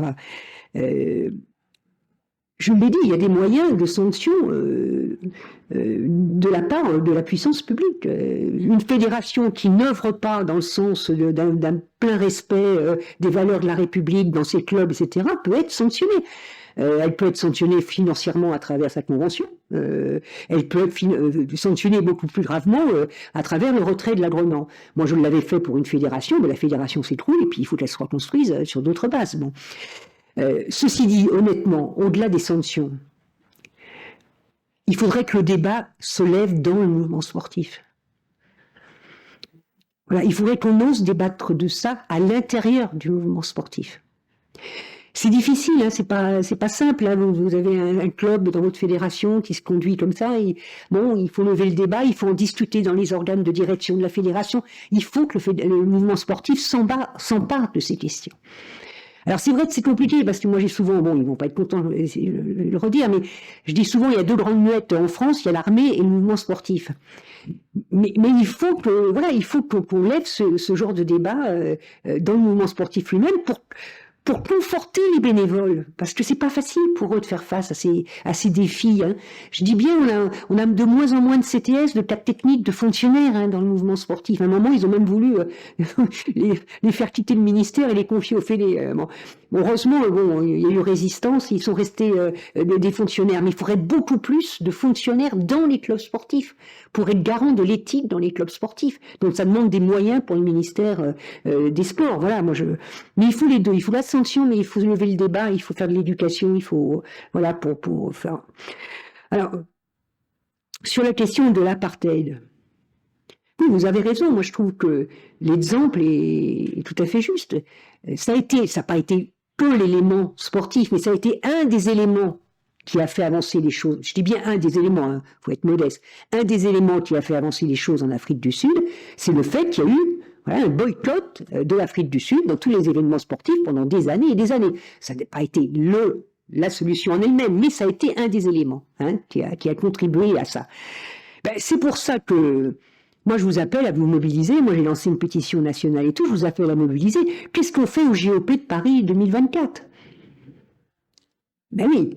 Bon, Tony Estanguet m'a répondu en disant que lui, son souhait, c'était qu'en effet, que les délégations présentes soient des délégations représentant des pays où les femmes ont accès à la pratique sportive.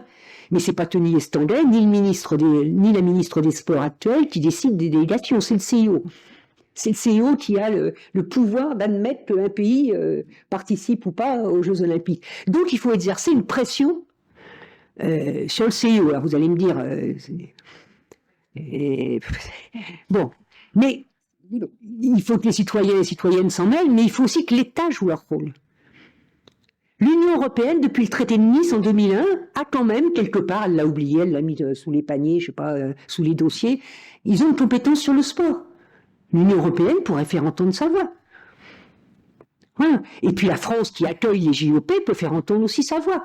C'est pas aux sportifs et aux sportifs, c'est à l'État de dire qu'on veut des Jeux Olympiques qui soient vraiment paritaires, qui soient vraiment dans la pleine mixité. Enfin, on va pas. Oui, il y a des pays où on va quand même pas aller applaudir les délégations en sachant que les athlètes féminines sont emprisonnées. Voilà, c'est pas possible, c'est pas concevable. Bon. Donc je pense qu'il faut en effet utiliser le sport comme un moyen aussi de pression sur ces États autoritaires, ces États religieux qui privent les femmes de toute pratique, enfin, qui privent des femmes de leur corps et de toute pratique sportive. Alors sur l'action pour la rémunération, j'ai participé récemment à une série de débats qui avait lieu dans les locaux de la FFF, Fédération française de foot. Et je suis restée parce qu'il y avait un débat sur le foot féminin, sur le développement du foot féminin. J'avais fini le mien, mais je dis je vais rester quand même. Moi. Et puis j'ai posé une question sur la visibilité du foot féminin. Bon, on m'a répondu que le président en était très soucieux, que la fédération s'en occupait et que tout allait bien. Tout sport confondu, si vous prenez tous les écrans, toute la presse écrite, la radio, la couverture du sport féminin ne représente que 18% de la couverture du sport. Et tant que vous n'aurez pas visibilité de la pratique féminine, vous n'aurez pas l'envie des filles d'être de ce sport. On a bien vu le rugby féminin à travers le tournoi Destination cette année, parce que c'est France Télévisions qui avait les droits.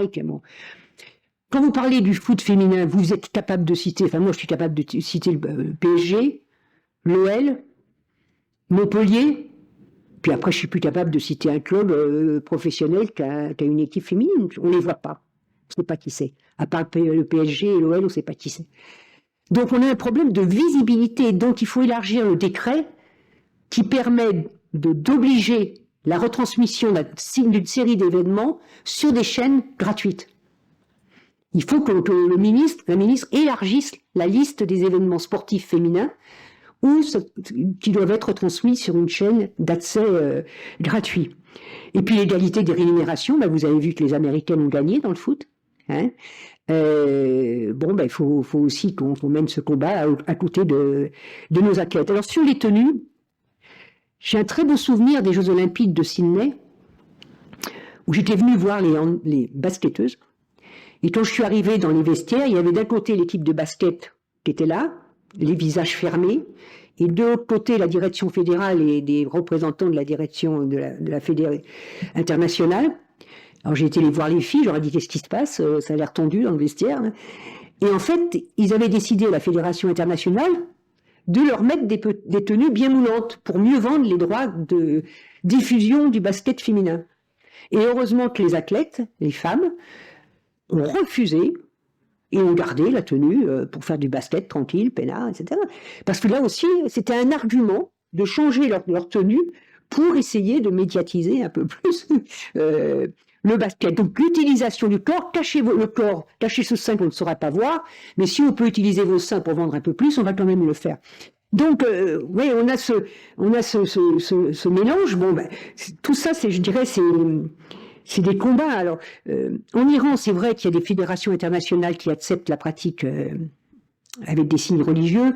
Il y a beaucoup d'athlètes qui refusent. Moi, on a accueilli récemment encore une boxeuse qui avait décidé qu'elle ferait de la boxe, dans les règles internationales et tout. Elle pratique d'ailleurs en France maintenant. Elle a retrouvé un niveau, d'ailleurs, un bon niveau au niveau de la boxe et tout. Elle a été accueillie dans un club et dans une ville de Normandie. Là.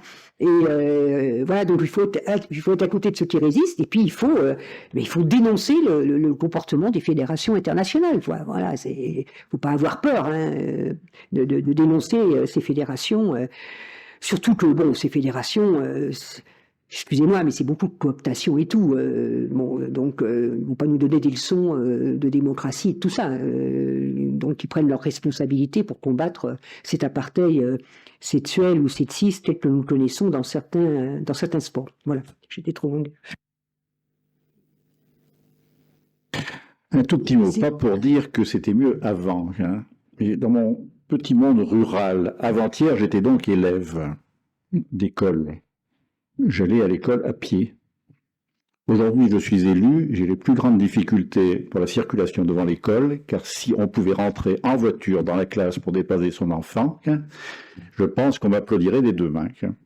Je ne dis pas que c'était mieux avant, mais quand on arrivait et qu'on avait fait quelques kilomètres à pied, c'est très rural, hein, c'est la campagne profonde, hein, j'accepte le terme de profond, puisque c'est moi qui l'utilise. On était chaud, voilà, quelquefois humide, parce qu'on avait pris la pluie, mais on était dans une autre situation par rapport à l'école. Je ne dis pas que c'était mieux avant, je le répète, y compris par rapport à la formation. Je ne vais pas dire avant. Dans ma génération, nous étions mieux formés en qualité d'enseignants. Aujourd'hui, je traite un simple constat. Quand on est enseignant en primaire, on a de grands diplômes. On a fait de grandes études. Est-on pour autant apte à enseigner et dans le domaine des activités physiques et sportives? Je peux me permettre la question. Donc le débat pour savoir s'il faut des enseignants d'éducation physique et sportive à l'école primaire, c'est un débat qui existe depuis fort longtemps, c'est une évidence, mais les profs de maths diront qu'il faudrait des profs de maths parce que les enseignants du primaire ne savent plus faire les maths et qu'on est en grand déficit de résultats en mathématiques, profs de français, etc. Donc, je pose quand même, à défaut d'un constat et sûrement pas de réponse, la question de la formation des enseignants dans les différents champs disciplinaires, et je parle bien de champs disciplinaires pour l'éducation physique et sportive. Pour dire, ajouter à ce qui a été dit il y a un instant, cette histoire de 30 minutes, c'est double zéro, hein, car on en arrive à se questionner pour savoir si on va commencer par la marelle ou par le ballon prisonnier, ou inversement.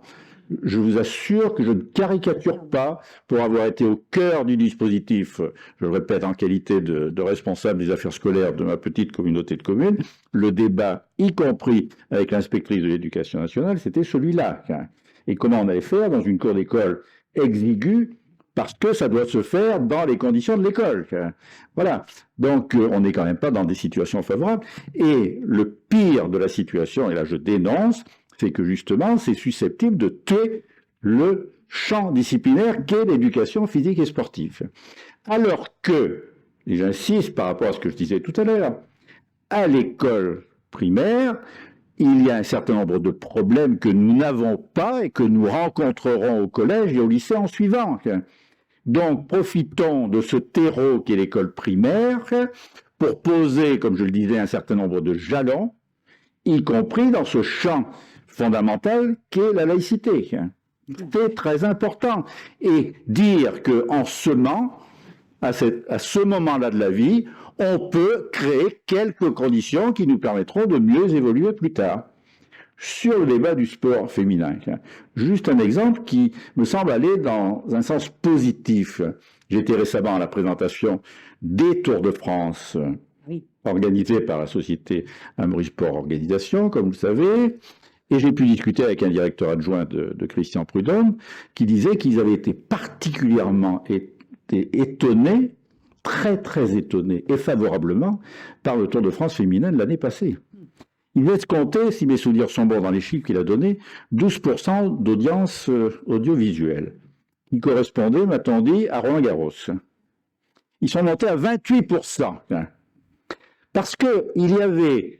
Alors, on est dans une société d'image, et il ne faut pas du tout prendre le mot image de manière connotée négativement.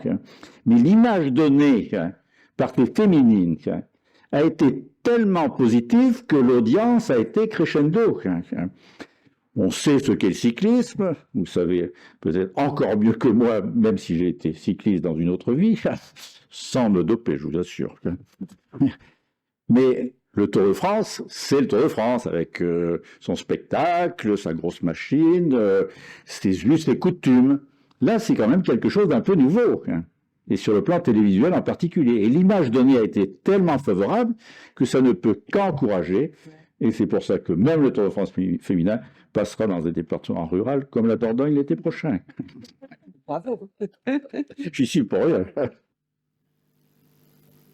Oui, je vous ai bien entendu. Une simple question sur les moyens mis en œuvre. Ne pensez-vous pas que tous les profits que représente le sport professionnel pourraient peut-être contribuer à faire évoluer le sport tel que vous venez de nous le définir?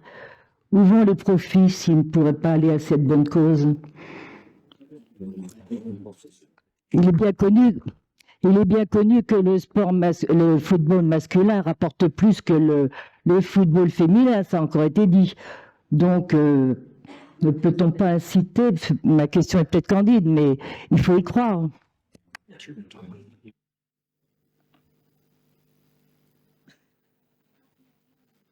L'argent que gagnent les champions de football, c'est hallucinant. Moi, je n'interviens pas pour le sport en général. J'interviens pas pour la maltraitance envers les femmes. J'ai fait du sport et j'en parle comme témoin. J'ai dû arrêter l'équitation parce que j'avais la maladie de Schauermann, qui est une décalcification des vertèbres du dos. Donc, on m'a interdit le cheval, et ça, c'est mon premier drame. Madame le ministre, je vous demande d'interdire la viande des chevaux. Un cheval n'est pas une boucherie, ce n'est pas un animal pour nourrir les hommes.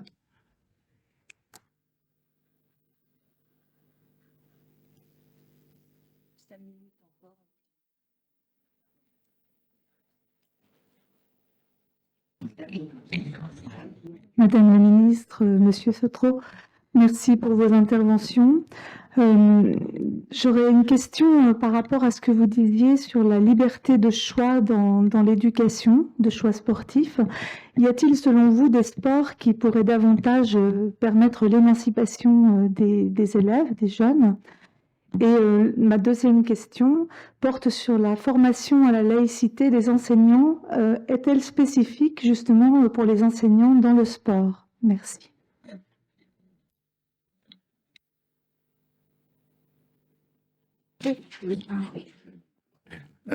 La question du choix, je l'ai abordée tout à l'heure, me semble absolument fondamentale. Pour moi, la liberté, c'est le choix.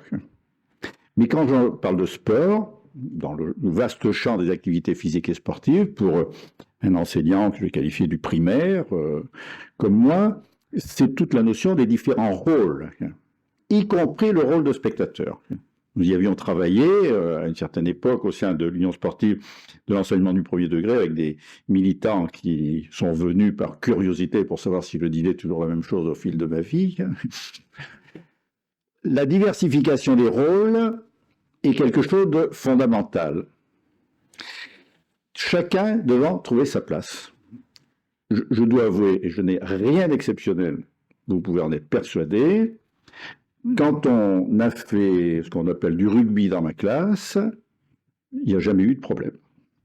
Il n'y a pas eu une équipe de filles, une équipe de garçons, il n'y a pas eu les grands d'un côté et les petits de l'autre, mais par contre, il y a eu un enseignement à un moment donné d'une activité particulière, d'une situation particulière que je vais vous relater. Nous avions monté une opération qui s'appelait Scolafoot, c'était dans le cadre de la Coupe du Monde de 98, donc en lien avec la Fédération française de football. Et dans la petite école de mon village, nous avons été battus en finale.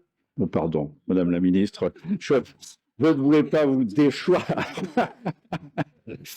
Nous avons été battus en finale du tournoi régional parce que face à l'autre équipe que j'accuse encore aujourd'hui, et mon collègue enseignant en particulier, qui est un très très bon ami, la règle qui était posée, c'est que nous devions avoir des équipes mixtes. C'était la règle. Eh bien, nous l'avons appliquée de deux manières. Mon collègue avait une équipe mixte sur le papier et que des garçons sur le terrain. 95% du temps du match. Et nous, 100% du temps, nous avons eu effectivement une équipe mixte. Nous avons perdu, aucun problème, parce que nous avions vraiment respecté ce qui nous semblait être la valeur de la règle. Donc, ça, c'était quelque chose d'important. Et les enseignements qu'on a tirés après coup, parce qu'il y avait quand même de la déception, parce que ça nous permettait, si on avait gagné quand même, c'était l'idée du tournoi, pas tout à fait la Coupe du Monde, mais c'était quand même quelque chose d'important. Les enseignements qu'on a pu tirer, je pense, ont aidé dans le regard que chaque enfant a pu porter sur la situation. Et c'est ça aussi la pratique. C'est pas seulement le plus grand, le plus gros, le plus fort. J'ai été cycliste à une certaine époque. L'époque des cadets. C'était il y a très longtemps, c'était au siècle dernier, voire au millénaire dernier. Les meilleurs cadets arrêtaient tout à 16 ans. Ils arrêtaient tout. École obligatoire jusqu'à 16 ans, mais ils pensaient déjà, et on pensait aussi pour eux, que c'était gagné. Ils allaient être des champions. Combien sont restés sur le carreau et combien sont devenus professionnels, par exemple. Donc, la diversification des rôles et le fait de tourner, y compris arbitre, bien entendu, par rapport à la notion de règle. La règle, il ne suffit pas de l'écrire sur le papier, encore faut-il la faire vivre. C'est quelque chose de tout à fait important. Quant à la formation à la laïcité, je vais être très prétentieux devant vous. Si j'étais ministre, ce serait une des premières mesures que je prendrais, bien sûr avec l'accord du président de la République ou de la présidente de la République, dans un autre monde, dans un autre siècle. Ceci, pour moi, n'existe pas. Sauf, et là non plus, à penser que c'était mieux avant, chose qui n'est pas ça. Je pense sincèrement que je fais partie d'une génération qui a quand même été privilégiée parce que nous avions une formation à l'engagement. À l'engagement. Et peut-être que le mot de laïcité n'était pas prononcé à tout bout de champ dans les champs disciplinaires que nous avions, dans les temps de formation. Mais sans doute qu'au travers de l'engagement, qui voulait dire précisément l'engagement dans la cité, c'était quelque chose que nous vivions en qualité d'élèves, puis de futurs enseignants, puis d'enseignants. Et je pense pouvoir dire que nous n'avons pas tout réussi, les gens de ma génération, ce serait vraiment très très prétentieux, mais cette notion d'engagement, j'aimerais qu'elle revienne plus et mieux, sans passer seulement par les savoirs marqués par des diplômes. Parce que l'école républicaine, je le répète et je le redis très fort, elle a un sens, et c'est ce sens-là qui permettra une vie en société harmonieuse.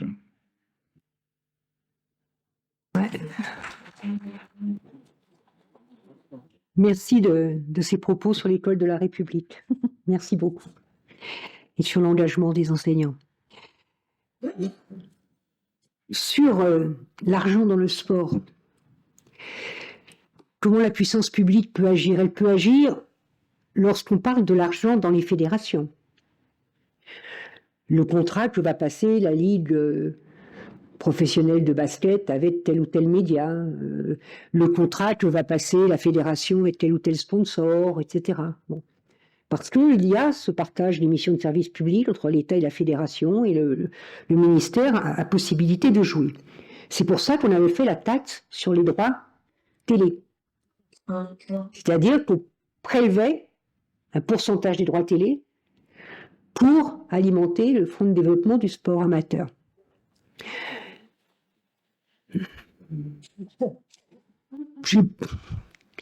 Tous les ans, à l'Assemblée nationale, ou quelques 2 heures, et encore, quand on consacre 2 heures, souvent c'est moins de 2 heures, consacrées au budget pour le sport, on a des amendements issus de tous les bancs, tous les groupes, pour dire qu'il faut que cette taxe aille au mouvement sportif amateur. Et depuis des années, Bercy a décidé que la moitié de cette taxe restait à Bastille. Ils ont gelé la moitié de la taxe. Voilà, décision comme ça. Et amendement ou pas amendement, ils nous gèlent la moitié de la taxe. Voilà. Et l'argent ne va pas au sport amateur.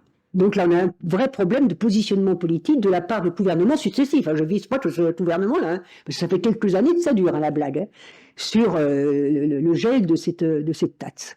Voilà. Donc là, il y a un déblocage politique à faire. Après, quand vous prenez l'argent investi dans les clubs professionnels, c'est investi dans la société anonyme du club professionnel. Dans la loi cadre, quand j'étais ministre, on avait fait une société anonyme à vocation sportive qui nous permettait de contrôler un peu. Et puis dès que ça a disparu, et c'est redevenu une société anonyme. Ce sont des sociétés anonymes. Voilà. Et ce sont des sociétés anonymes qui sont aujourd'hui financées pas par la grande usine du coin comme dans le temps. C'est pas, vous voyez, c'est pas Peugeot qui finance les types à Sochaux ou Michelin qui finance les types à Clermont. C'est pas ça. Où là, on avait encore une réalité territoriale, voilà, où c'était l'histoire d'un territoire avec sa grande entreprise, son club, le financement. Bon. Et puis les subventions publiques, les collectivités territoriales qui venaient aider, qui sont toujours d'ailleurs les principales finances du mouvement sportif, ce sont les collectivités territoriales. Aujourd'hui, ce sont des fonds étrangers. La plupart des clubs professionnels de foot appartiennent aujourd'hui à des fonds étrangers, y compris des fonds quasiment d'État. On sait bien comment, en échange des voix françaises pour l'attribution de la Coupe du Monde de foot au Qatar, le Qatar s'est engagé à acheter le Paris Saint-Germain. C'est ce qu'il a fait. Bon, en plus, quelques mirages aussi, mais enfin bon, ou Rafale, pardon, mais c'était... Bon, je sors du sport. Mais... Or, aujourd'hui, on a de plus en plus de fonds de pension étrangers. Et on a, pour des raisons géopolitiques, dans ces dernières années, une poussée des fonds américains qu'on n'avait pas avant. Je me suis demandé pourquoi un fonds américain qui s'appelle 777 achetait le Red Star. Le Red Star, club historique, mais petit club, hein, du Stade Boer, mais historique. Je dis bien historique. Petit club pour l'instant, peut-être que demain il sera grand club. Je me suis dit, bon, est-ce que c'est pour développer d'ici 3-4 ans, faire un deuxième grand club à Paris, venir en concurrence avec le Paris Saint-Germain? Et comme je suis une lectrice de l'équipe, le matin, j'ai lu attentivement l'interview qu'avait fait l'équipe d'un des dirigeants du fonds 777. Ah non, ils ont réfléchi à quelque chose d'un peu plus rentable encore. C'est pas tellement le club qu'ils veulent développer, c'est c'est le centre de formation. Parce que nous explique ce grand financier, on est dans une région là où il y a plein de pépites, hein, de jeunes garçons et de jeunes filles qui demain, et donc si on a un bon centre de formation, après on va les vendre très cher.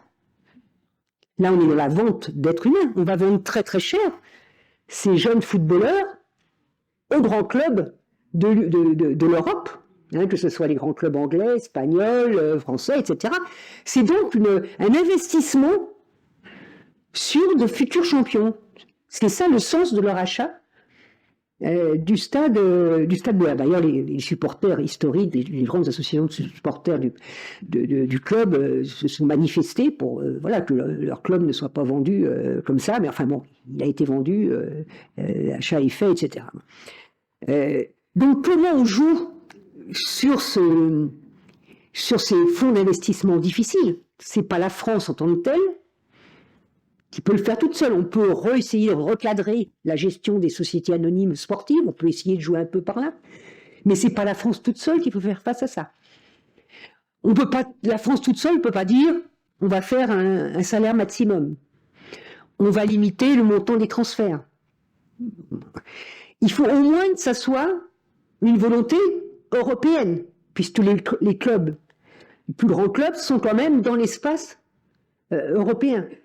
Il faut au moins qu'on arrive à porter ce débat au niveau de l'Union européenne. Donc vous voyez, c'est pas simple. Hein. Et puis vraiment, on sent que... Enfin, alors je veux bien qu'il y ait parmi ces financiers des gens qui ont un amour du foot. Trip. C'est pas que ça. C'est vraiment le retour sur investissement. Voilà. Et c'est une bulle financière. La Fédération française et la Ligue, surtout professionnelle, ne se rendent pas compte du danger de ça fait courir au club. Parce que le jour, et vous voyez bien comment aujourd'hui l'Olympique lyonnais commence à s'inquiéter, parce que le jour où ces fonds se retirent, qu'est-ce qui reste? La bulle se dégonfle. Et le club aussi. Mais pour l'instant, tout ça, bon, la Ligue, tout ça, trouve ça très bien, l'argent rentre. Mais c'est quand même dangereux. Vous savez, j'ai une anecdote comme ça, j'avais reçu, parce qu'on faisait une commission d'enquête ou une mission d'information, et j'étais parmi les députés, et on recevait les propriétaires de clubs, c'était justement sur le foot professionnel. Et alors, on avait reçu Monaco, et alors l'oligarque russe qui finance Monaco s'était pas déplacé, bien évidemment, à l'Assemblée nationale. Il avait envoyé ses avocats, l'avocat qui les représentait. Et j'avais dit, mais si d'un seul coup, monsieur machin, je ne me rappelle plus comment il s'appelait, l'oligarque russe, se retire, qu'est-ce qui se passe? Et la réponse, parce qu'il nous prenait quand même pour des billes, vraiment, la réponse de l'avocate qui représentait le président du club, c'était de dire, mais non, parce que la fille de ce monsieur, de l'oligarque, aime beaucoup Monaco, donc il restera à Monaco. Bon, ils nous ont pris un peu pour des billes ce jour-là, mais dans ce que je veux dire, c'est que pour l'instant, la France en tant que telle, l'État français en tant que tel, a peu de moyens d'intervenir dans ces financements avec les fonds internationaux, etc. S'il n'y a pas une prise de décision, une prise d'action, au moins au niveau de l'Union européenne. Sinon, on voit bien comment... c'est ce que je disais tout au début, hein, il y a une telle instrumentalisation géopolitique du sport qu'ils sont prêts à mettre beaucoup d'argent, hein, pour avoir quand même leur place dans les grands clubs professionnels. Alors quand on parle de l'argent dans le sport, faut être aussi, comment je dirais, ne pas mélanger tout dans le sport. Hein. Bon, on a le foot, on a le golf, on a la F1, on a des tennis, on a quelques sports comme ça. Bon, bien sûr, il y en a, hein, où il y a beaucoup d'argent. Il y a aussi toute une série de pratiques où s'il n'y avait pas l'investissement public de l'État, des collectivités territoriales et des familles, les fédés seraient complètement à nu. Vous prenez une fédération pourtant historiquement importante, comme la Fédération française d'athlétisme, elle est loin de rouler sur l'or. D'ailleurs, on voit peu d'athlétisme, à part les championnats du monde et les Jeux Olympiques, on voit très peu d'athlétisme sur les télévisions privées maintenant qui se battent pour vendre le produit sportif. Il y a toute une série de sports qu'on ne voit plus, à part dans quelques émissions de la télévision publique qui fait des retransmissions, des courts passages sur télé. Et il y a beaucoup de fédérations qui sont ric-rac au niveau, y compris de leur vie, de la gestion de leur fédération. Donc l'argent va quand même à certains sports, c'est le cercle vicieux. Vous êtes médiatisé, vous avez l'argent qui rentre, vous avez l'argent qui rentre, vous êtes médiatisé. Bon. Et c'est vrai qu'aujourd'hui, pour un supporter de foot, il faut qu'il paye au moins 3 télévisions payantes pour voir le championnat de France, parce que sinon, on ne va pas tout voir. Et puis, c'est devenu un commerce, quoi. Hein. Mais c'est pas toutes les pratiques, hein, soyons bien clairs. Hein. C'est une minorité de pratiques où va l'argent. Hein. C'est pas...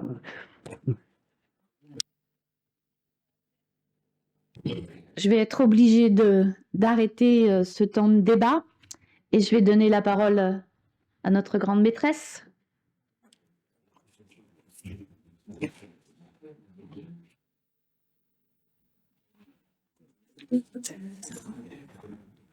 Madame la ministre, Monsieur le ministre, Monsieur Sautreau, Mesdames et Messieurs, mes sœurs, mes frères, il m'appartient de conclure cet après-midi de débat d'enrichissement mutuel. Je tiens à vous remercier et à vous saluer, Madame la ministre, vous qui, par vos engagements politiques, vos fonctions ministérielles et vos mandats d'élu national et local, continuez à porter les débats là où l'universalité des droits dans le sport est menacée. Merci de nous conforter dans notre détermination à porter haut le principe de laïcité. Merci, Monsieur Jean-Michel Sautreau. Vos mandats à la présidence de l'Union sportive et de l'enseignement du premier degré ont permis à de nombreux enfants de pratiquer une activité sportive en classe et hors de la classe. Cette pratique associative complémentaire à l'école publique en prolonge les missions éducation, sport, espace public, laïque. Merci. Je tiens à remercier la présidente de notre commission nationale de la laïcité, Véronique Bury, et toutes les membres de cette commission qui œuvrent, et certaines depuis bien des décennies. Et puis je vous remercie toutes d'être ici présentes, à vous aussi, sœurs, frères, amis, présents via vos écrans. Comment ne pas rappeler en cette date que la Grande Loge féminine de France tient à réaffirmer son indéfectible attachement au principe de laïcité, et ceci est écrit dans notre Constitution.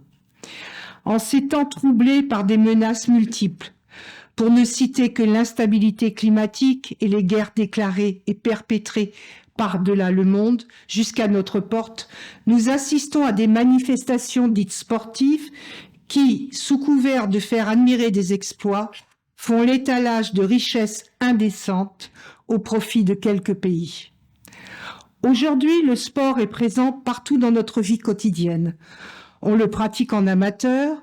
Si dans les années 1950, il l'était régulièrement par 20% de la population, il l'est aujourd'hui par 80%. Et ces enjeux augmentent aussi. ils sont devenus politiques, économiques et médiatiques. Le sport est devenu le phénomène culturel le plus populaire du monde. Les Jeux olympiques, paralympiques, la Coupe du monde de football sont regardés par près de la moitié de l'humanité. Des règles techniques et des principes éthiques les régissent. Le principe de non-discrimination, y compris de sexe, et la règle 50.2 de la Charte olympique qui interdit toute expression politique, religieuse ou raciale dans tout lieu olympique. Et pour reprendre l'argument d'Annie Sugier, cette règle de neutralité va plus loin que la laïcité dite à la française, puisqu'elle s'applique au niveau international dans un espace public, aussi bien aux athlètes qu'aux encadrants. Nombre d'entre nous ont eu accès à la pratique d'un sport dans notre scolarité ou notre adolescence. Les écoles, les associations d'éducation populaire, les clubs au sein des communes animés par des bénévoles, subventionnés par les mairies, ont facilité la mixité, quelle que soit sociale ou entre filles et garçons. Qui n'a pas le souvenir d'un séjour sportif en classe de découverte ou en stage avec son club, où l'instruction et l'activité en plein air contribuaient au plaisir d'apprendre? Hélas, aujourd'hui, dans nos écoles et nos lycées, nombre de jeunes scolarisés revendiquent la liberté de porter un vêtement de revendication religieuse. Les cours de sport sont désertés, comme les séances en piscine, par les filles, soutenues souvent et encouragées par les parents et surveillées par les grands frères. Pourtant, la liberté de conscience établie par la loi de 1905 induit une égalité réelle entre femmes et hommes, et non plus une soumission venant d'une injonction cléricale. Ainsi, la Grande Loge féminine de France déclare également œuvrer à l'accomplissement et au respect des droits des femmes, condition indispensable à l'universalité des droits humains. La liberté absolue de conscience, l'égalité entre les femmes et les hommes, la participation au fonctionnement démocratique de notre société sont les leviers dont nous disposons pour œuvrer à la construction d'un destin commun dans notre pays. Notre idéal serait de l'étendre à tous les pays et à tous les peuples de la terre, notamment ceux qui vivent sous le joug de l'ignorance, de l'obscurantisme et de la dictature. Ayant une pensée toute particulière en ce jour à nos sœurs en humanité, en Iran et en Afghanistan. La loi de 1905 permet un monde fondé non sur la transcendance ou une révélation, mais sur le citoyen comme la citoyenne, doué de raison. Elle est la condition nécessaire pour que chacune et chacun se reconnaisse à égalité dans la République. Je ne vais pas finir par une citation, mais par une devise. Liberté, égalité, fraternité, laïcité. Merci à toutes et à tous et bonne fin de journée.